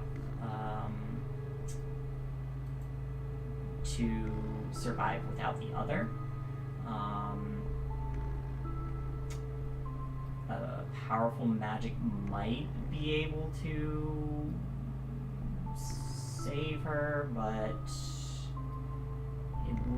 it's something you can attempt, but if you have an idea you want to try, but for the most part, she appears to be doomed.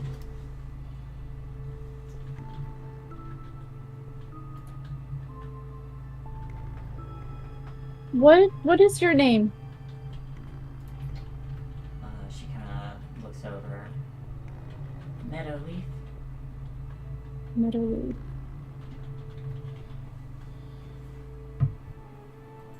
I don't know if we can help you,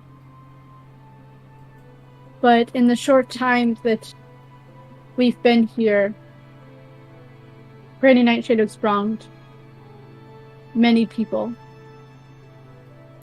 I understand why you might think that we're villains, as we're traveling with someone that she seeks. But even in your despair, you shouldn't always judge a book by its cover.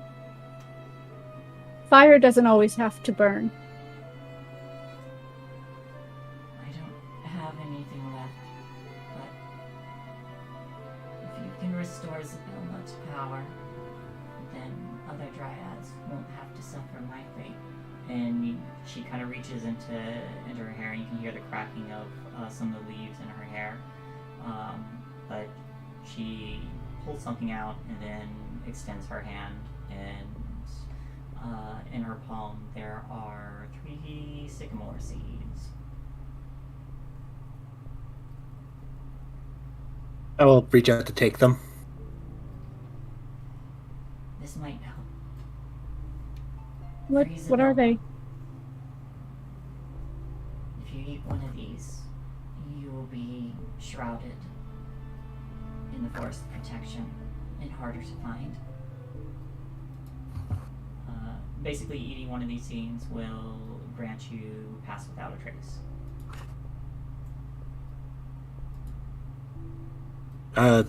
Shall hand them out?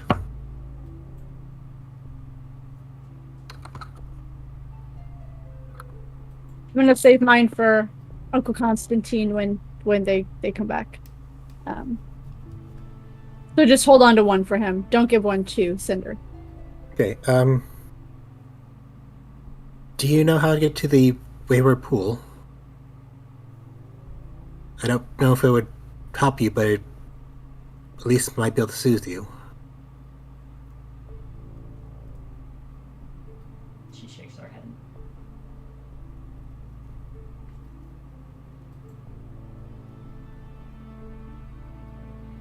head. That she doesn't know, or she doesn't think it'll work? She doesn't know. Oh, Chelsea's gonna lean in and whisper, how? Okay. You do this, and she kind of gives a brief nod. Maybe I can die peacefully, at least. I wish there was a way we could help you. For Isabella. We will. That is the plan. And the dying branches around her move forward, and she starts to walk off, surrounded by what's left of her tree.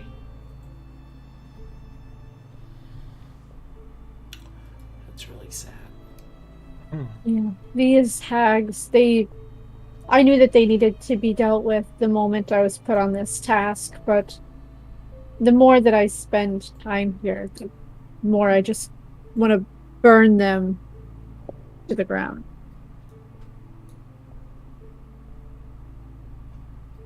Well, let's not waste any more time with it. Let's cleanse this lands with a blight. She makes me so mad I gotta pee. Alright then. You want to take a quick 5-minute break? It's really late for it, but not she already gone. She's already gone.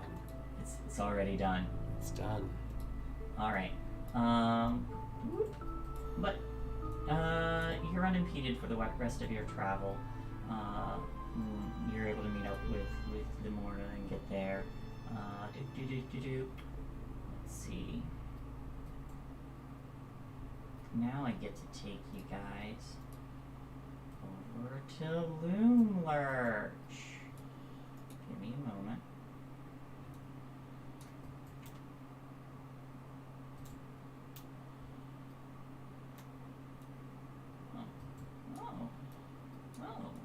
Oh, there's a big tree. Okay.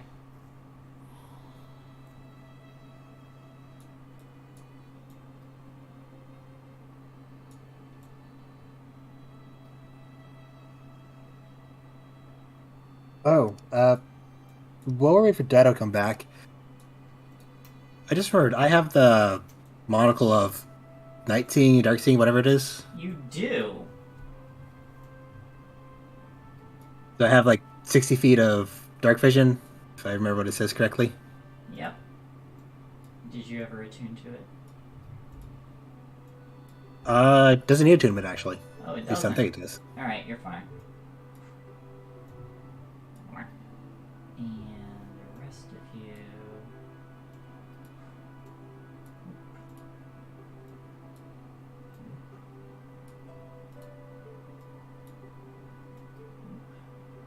Alright, so approaching Loom Lurch, you see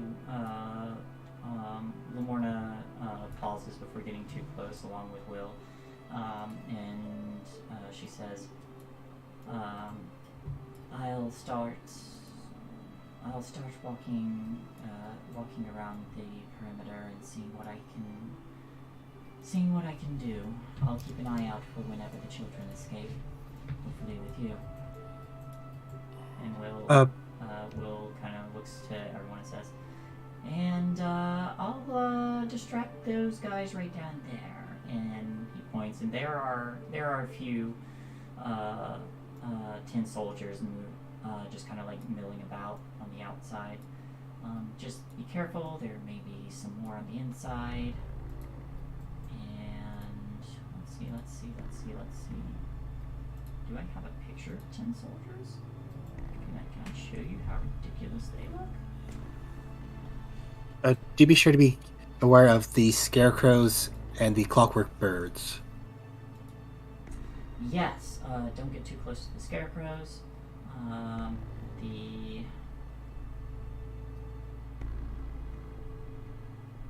If you get caught, don't let them send out any of those Clockwork birds, but you'll probably have your handfuls trying to, live.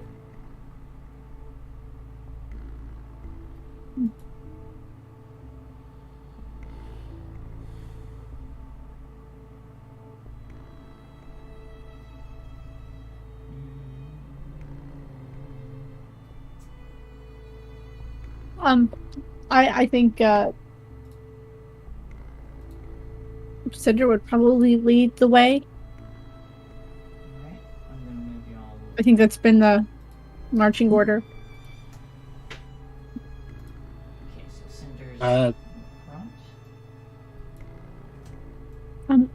This year my Sure. eyes aren't too great. If you could just help me keep a lookout. Oh, I mean, sure. So, with Will kind of moving on, you see a moment while they pause to whisper a brief incantation and then start to fly off. And from your vantage point, you see them start hurling. They start hurling pebbles at some of the tin soldiers. And unfortunately, I don't see a picture for them, but I should be able to find one eventually.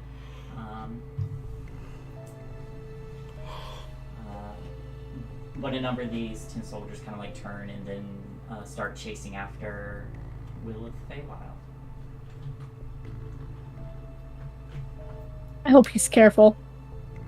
They're really after him. Maybe you should give him one of those seeds. But they're hard. He's gone already. Oh.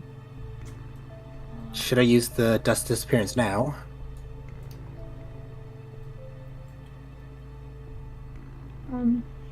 No, I would wait because we wanted to go to the goblins first, right? I think it's more advantageous if they can see us. From True. yeah, from where you're at, there's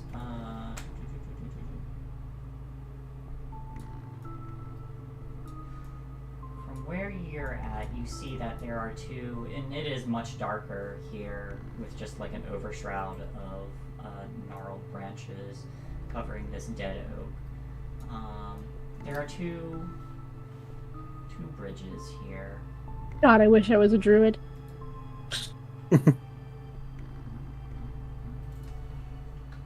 Whoops, too far. So, the forest at its darkest here. Up ahead, a colossal dead oak lies on its side. There are 3 living trees that grow naturally out of its fallen remains. Their shape resembling towers with candlelit windows twinkling in the gloom.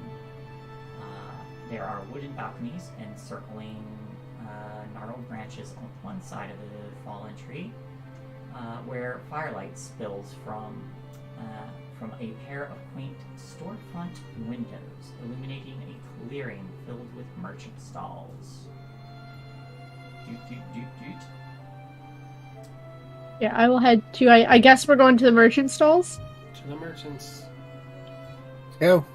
So these gnarled bridges, both of them, the two of them, are formed out of the tangled tree roots. Down below is just a rocky ravine.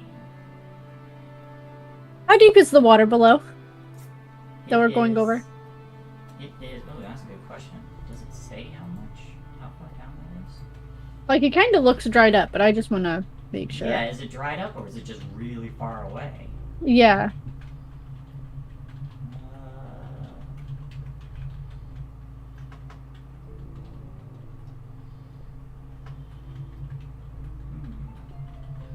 How far down is that ravine? Because if it's really far away, we can lure him to the bridge, and Zashir can punch them all. Mm-hmm. That would be quite handy. I also have grease ready as well. It does not say. I'm gonna say it's like.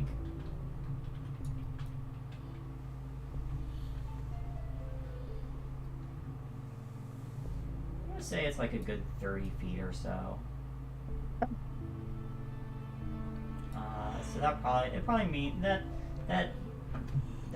it's probably dried up and ways down. So it probably used to be much deeper or much used to be a flowing river. Kind of like the Grand Canyon. Yeah, not quite that big. Well, I mean, but where it Yeah. used to be a river. Oh yeah, where it used to be a river. But yeah, it is. It appears to be mostly dried up. You still got a trickle of water that is probably like 5 to 10 feet wide.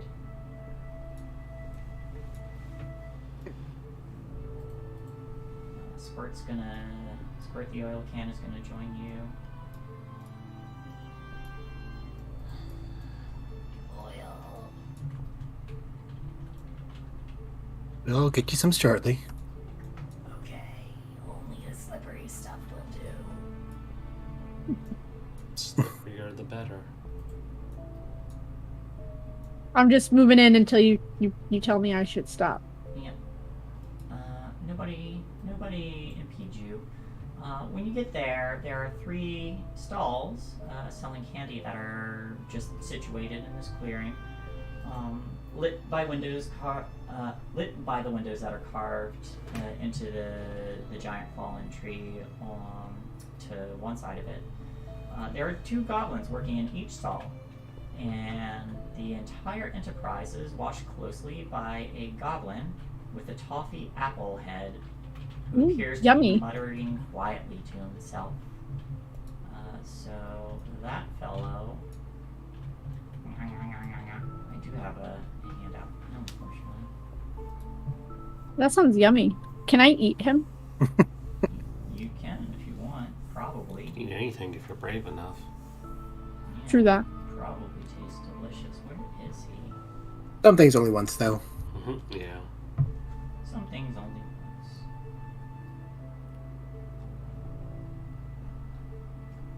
Where is this guy?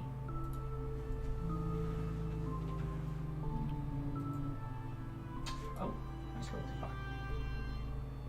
Here he is. Oh wait, this is his sheet, not his handout. Darn it! Whoops.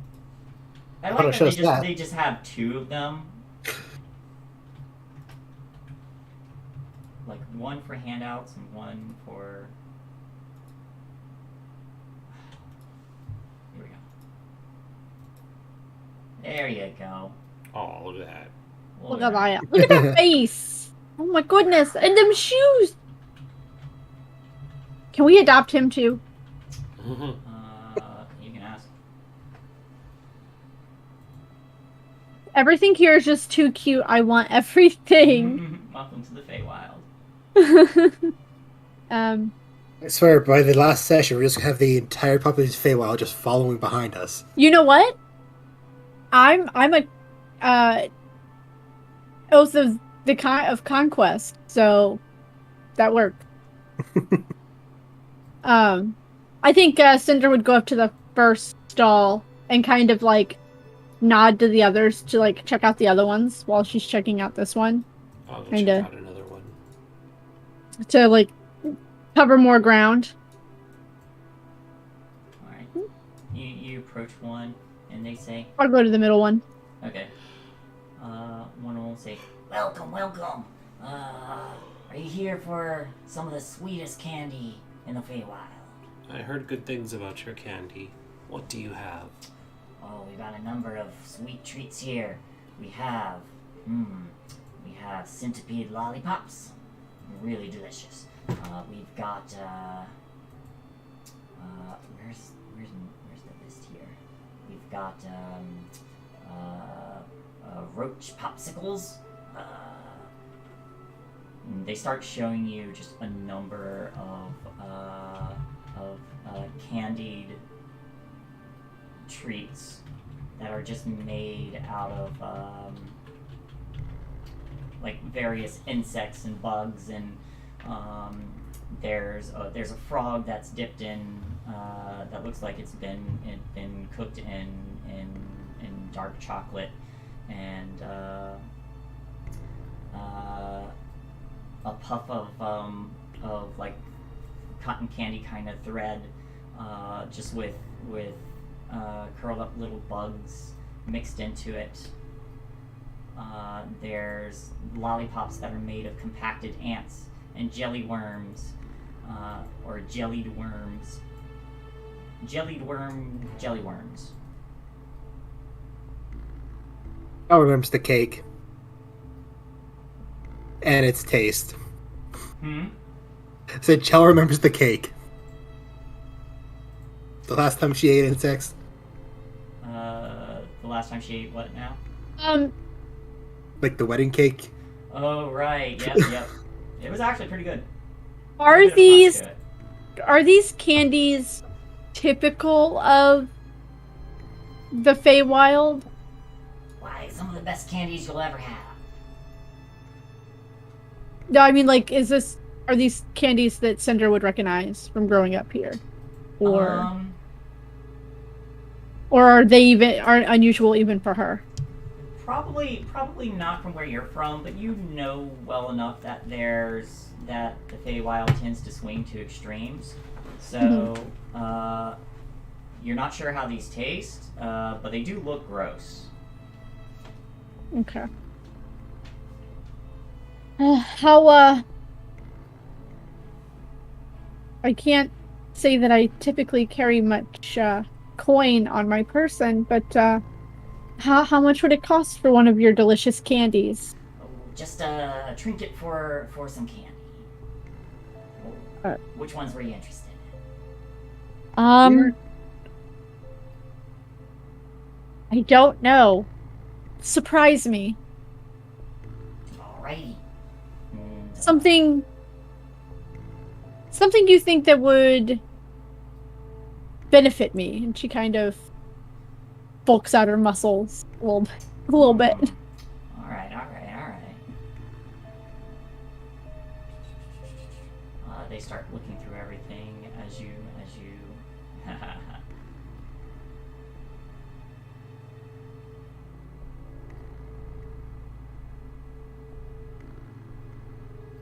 Alright, roll me. No, I'll roll you. You roll. No, I'm gonna roll. Yeah, I'm gonna roll. You roll, girl.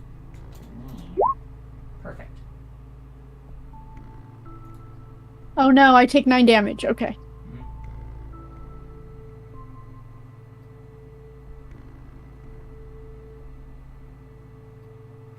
Alright.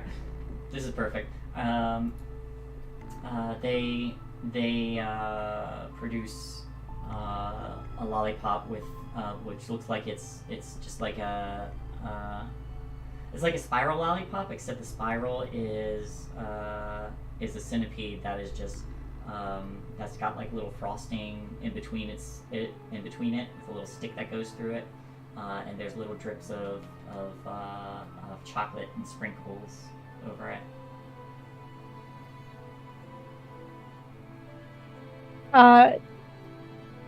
Okay, I will give them. I will pull out of my side pouch a small penknife. Is this sufficient enough? Most sufficient, most sufficient. Here you are. Enjoy. Thank you. Alright. Make sure that I mark off that penknife. Where did I get this wasp nest in a jar? Well, I've got it. Wherever it came from. I probably would have given him that, but I didn't see it on my my other possessions until I went to delete the one. If you want to give him that one instead, No. You I'm gonna keep that. Okay. I don't know if it's an actual wasp nest. Oh, I got it when I rolled my trinkets for my Fey Lost. That's what it was. All right.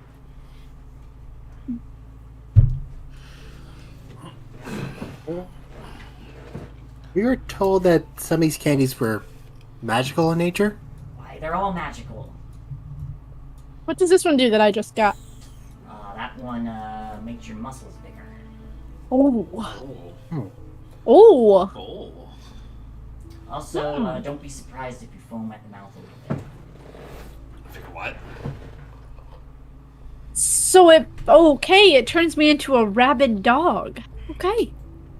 No, the rabid dog's this one over here, and they point to just a small like little jar that has like has just like powdered something on top of beetles that are encased in chocolate. You have my attention. You want the rabid dog ones? What do the rabid dog ones do? Because that sounds really cool. They turn you into a rabid dog. Like a literal rabid dog? Yes. I see. It's a polymorph? Would you like to try one? No, thank you. Well, suit yourself. Okay, do you have something to make us quieter, maybe? Well, I got something to make you louder. It's the opposite of what we want. That's unfortunately not quite what we're looking for. Do you like fireflies? Do you have bees? Nice. Bees. I might have bees somewhere. Particularly in our jar. Oh, yes, here we go. And they pull out a jar and set it down, and it looks like it's like little honeyed popsicle in with like just like dead vegetation kind of mixed into it.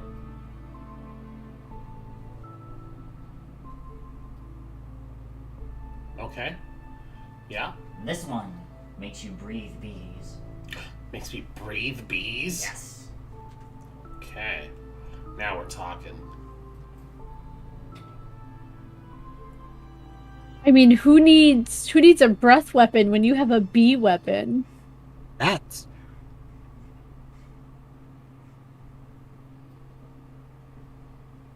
I was trying to process how that's magically possible, because I never heard of that before. It's like, I've heard of dragon breath potions and the spell dragon breath, but No, these are goblins. They're special. And it's the Feywild, so it's even extra special. Super extra special. I mean, I'm gonna pull out a quill. And it looks kind of like a peacock feather. But instead of like the typical like blue and greens and purples, it's more of a fire scheme. So it's more of like oranges, yellows, and reds. I have this for the rabid dog. Rabid dog it is, and they'll get you the chocolate covered beetles with ground up tooth powder on top of it.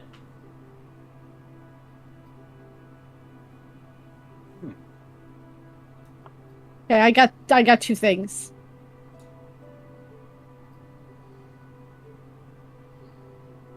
do you have anything that'd help us move? Maybe. Help you I move have no how? idea what these things do. They just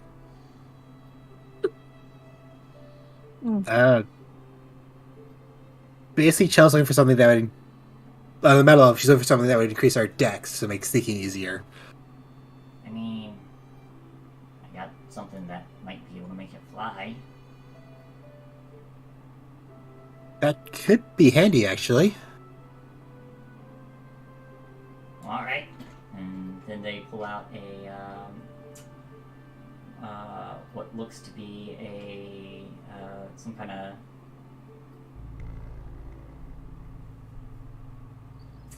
What looks to be...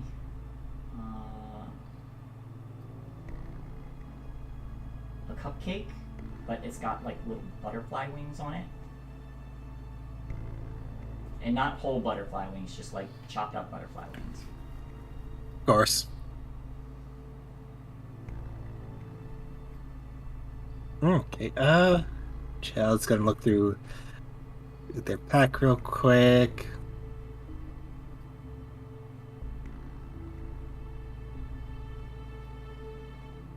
And you know what? They're gonna take out the fake 3 anti-dragon card.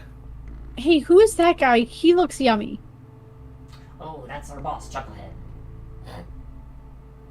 Chucklehead? Yeah. Does he laugh a lot? Sometimes, yeah. No, he's a super serious guy. I mean, lately he's been muttering a lot.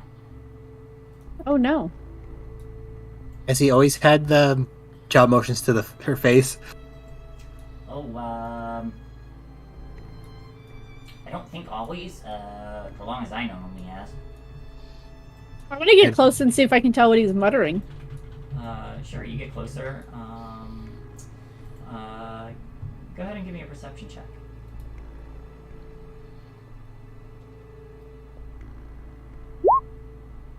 8. I don't hear what he's saying. It just sounds like muttering. Yeah, you don't make it out, but you hear something along the lines of, okay, we're gonna be not that bad. But no, it's difficult to make out any kind of conversation or whatever he's talking to. Yeah, Cinder would. Cinder goes, huh, what? Because I didn't hear what you said, so Cinder would say, huh, Yeah, what? sorry. You see him kind of like turn to you when you say that. Oh, sorry. You were just saying something I didn't know if you were talking to me or not. No. I'm talking to the maggot in my brain. You have a maggot in your brain? Why, yes. Oh, please don't be what I think it is. That explains. Please so tell me much. it's just a maggot in your brain. Oh, it's just a maggot in my brain. It's a mind worm. Is Oh, that no. because you have a apple for the head? Probably. Can we I'm talk? just gonna- Can we talk to it? Okay, she doesn't know what those things are. Okay, I'm gonna stop freaking out. I mean, I can hear them, so I can ask it something for you. No, it doesn't. I mean- it doesn't want to come out. Is it shy? What is it saying to you? You're muttering. What is it saying to you? Oh, it's it's saying that it's I've been much nicer ever since he started eating me. Do you want him to eat you? I mean, if he It's not eats so you, bad. You're gonna But die you- if it eats you. Yeah, I am. Do you not want that? I mean, I used to be such a bad guy. I'd feel bad again if I were bad. yeah, but you don't have to be bad again if you learned your lesson from being bad the first time. I mean, but if my maggot friend made me not bad, then I mean, they're not making you. You're aware of what you're doing now, and you can fix it. Like, if you know that you I were bad don't before, want you to know not. fix it. I mean, I want to fix it while I'm not bad, but if I'm bad, do I really want to stop being bad? I never did before. You didn't have empathy then. You do now. But what if I lose that empathy if they go? Oh, I mean. Well, we can take a minute and test to see if you still have empathy or not. We can take Mr. Maggot out, and if you lose your empathy, we can just put him back in, and then all is right with the world. Or we could just kill you for being bad, and then I'd rather not that. Well, it's the inevitable outcome. Regardless, he's gonna die with it in his head, and if he goes to being evil and attacks us, then I'm just being pragmatic. I mean, if you want the maggot that's going to kill you in your head, you can, by all means, keep it. But if you think you're going to lose your empathy by taking the maggot out, well, this is a safe place. We could help you see if you still have your empathy without him. I mean, you know how to get them out of there. I mean, sure. I'm going to take I already made a perception check. It was bad. But I'm still going to look to see if I can get a hold of the maggot. Okay. Give me a medicine check. Depending on the rolls. 13. 13.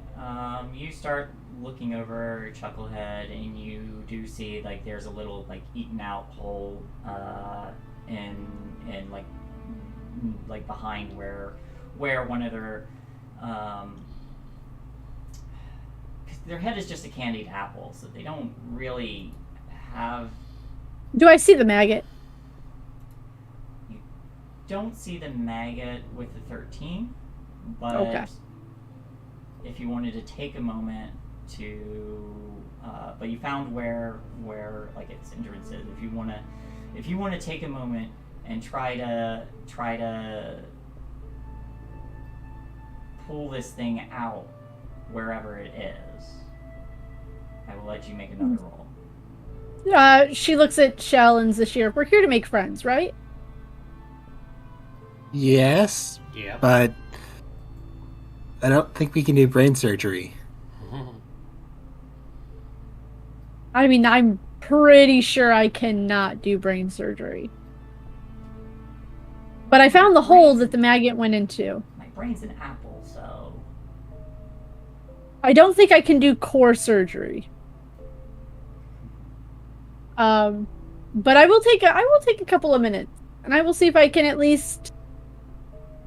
Yeah, I'm gonna try and pull the maggot out all right. as gingerly as I can without melting the apple. Okay. Give me another medicine check. This is Guidance, cast guidance. okay. I'm probably gonna need it. And 14. 14. You think you see something kind of like move by in the hole, and it's hard to see. You don't quite get it though. Alright, do I think I see it though? You think you see something moving in there? Yes. Okay, when I see it, I'm gonna cast command on it and tell it to heal. So it has to come to me. Okay. So that's a wisdom saving throw. Stupidest waste of a spell, but -1. yeah, so the maggot has to come out to me. So you cast a spell, and something worms its way out, and it is there is like just a little worm that wiggles its way out. It is not a mind flayer, but yeah, it's just a little worm of some kind. Mr. Chucklehead, how do you feel? Do you pull it out? I did. I told it to heal, so the Okay. maggot had to come to me. All right, so it comes out and it's just kind of like wiggling in your hand. He goes, I mean, Do you still feel bad? Do you still want to do good? why would I? I feel liberated.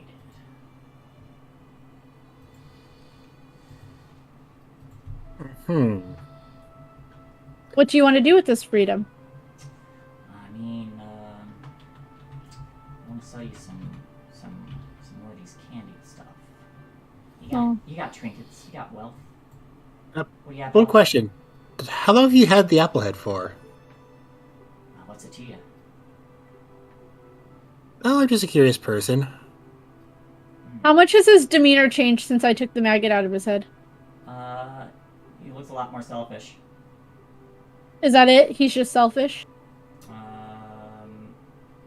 Give me an insight check. Oh no. I am only good at 3 things, guys, and insight is not one of them. 11. 11. Their passive is not is a 10. So,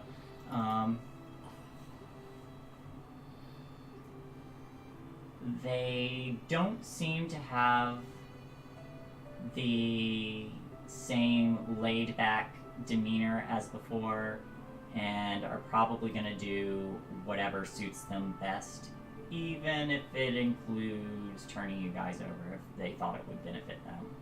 Okay, I'm gonna put If the they maggot had- back in his head. Okay, give me a grapple check. What is that, athletics? Yes. Hey, I'm good. That's one of the 3 things I'm good at. Watch, I roll a 1. Oh, 19. I did. 19. All right. I did roll a 1. There's a chance you can technically beat that. Not with a 7. He goes, wait, no, I'm me again, no! And you manage to smack that worm back in, and he goes, well, dying's not such a bad thing. I mean, No, it's really not. We tried too, so live your best life. Also, I intend to. Will you answer me now why you have the whole apple candy head? Oh yeah, I don't see why not. It would be silly of me not to. Anyone who's interested in my life story can, carry on that knowledge. Since I'm going to die soon anyway. I spent a significant amount of time in the Feywild, and since I deal a lot with candy, it just sort of happened. Wild magic and all. Gotcha. Okay, so not a curse for being bad or anything like that, then. No, not really. I think I'm a lot more delicious than I used to be. That is true. Probably. I lick you. Give me a persuasion check. One of the 3 things I'm good at. 17. You know what? Sure.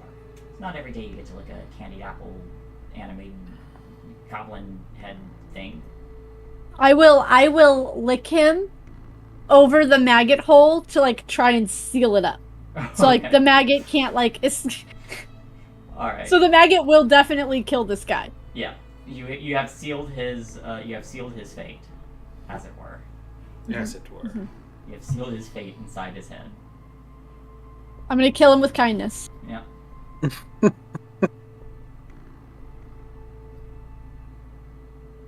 Shay, are these right here open windows? Yes, they are above eye level though.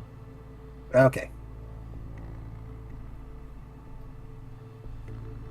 Sorry, I interrupted show. But That's all right. Yep, sorry.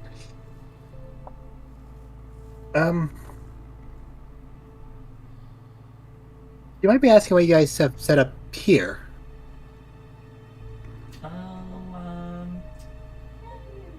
Granny Nightshade, provides some things as long as we're able to you pay our dues and all that.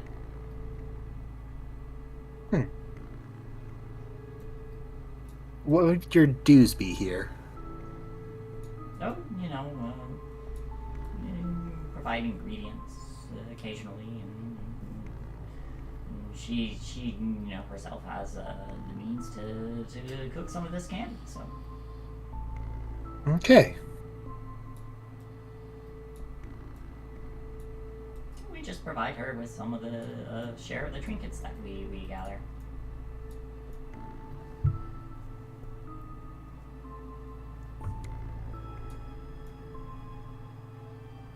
What can you tell us about the area?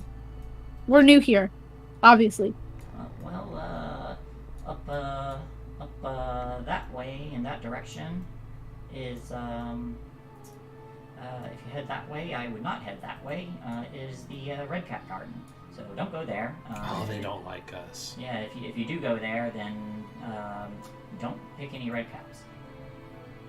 And pray that Granny Nightshade is not angry at the time you are there.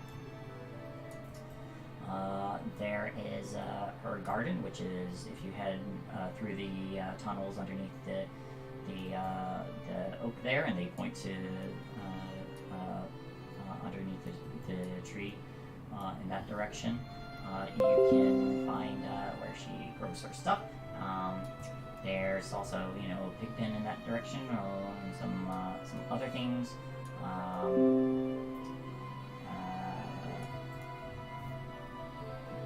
Let's see where.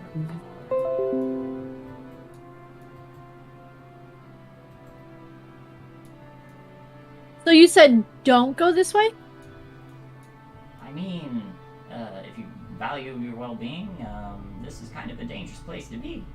What's It's past the red caps. What's past the Red Cap Garden?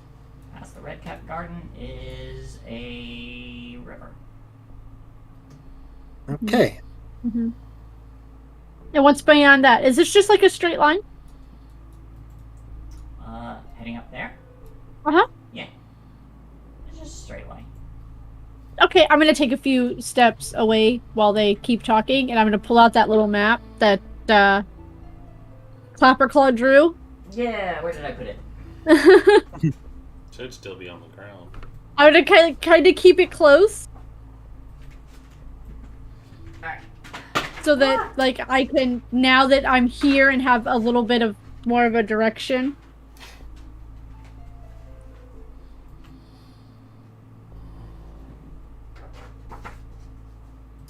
Okay, so you are here.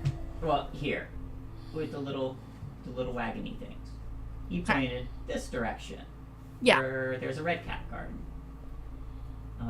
Across, if you go underneath the tree this way, there is a garden and animal pens. I'm And- specifically looking for where Clapperclaw told us the children might be kept. Oh, they said the children would be inside the tree. Okay. Yeah, so you gotta go inside for them.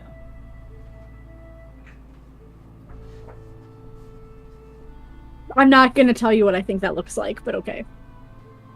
Mm-hmm. And then she'll tuck it away real quick after she looks at it. Refreshes her really bad memory. Mm-hmm. We heard that she made toys here as well. Do you know whereabouts she makes them in? Oh, there's a workshop. There's a workshop right past the parlor, and then past that is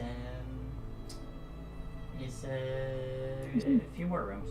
You make your way down. Kitchen's farther towards the back. Okay.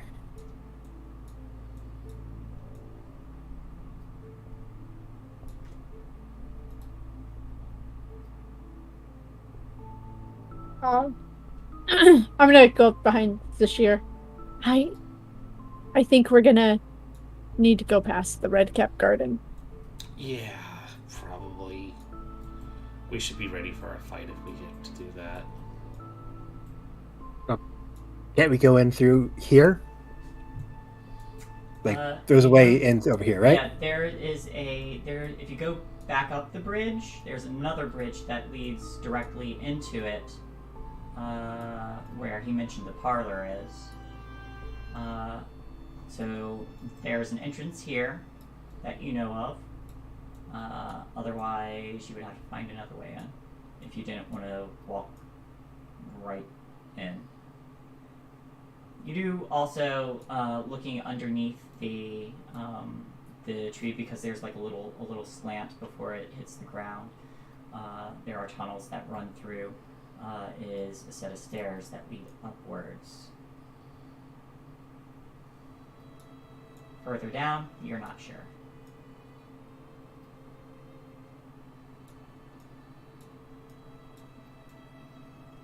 Okay. Do you know where those stairs lead? Those stairs lead.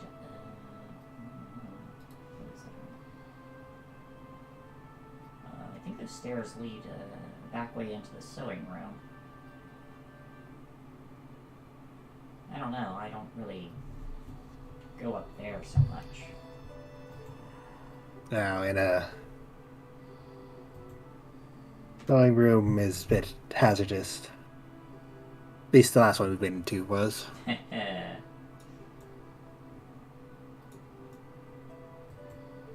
Well, maybe we should backtrack and go over the other bridge. See where that leads us.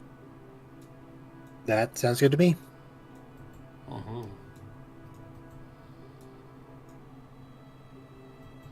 Could probably just stop here. Mm-hmm. Yep, this is a good place to stop. We haven't found the trouble yet. It's very good. Haven't found the trouble yet, and it'll give time to get Stefan caught up. All right, well, Yeah. Thank you, everybody, for humoring us in our delightful pajamas, and for sticking around for the game. This, of course, has been Wild Beyond the Witchlight. Our wonderful, beautiful DM, Shay, was running it, and thank you to Dougler and Dido for being players in the game. It was a pleasure as always. Yep. Y'all have a great night, and we'll see you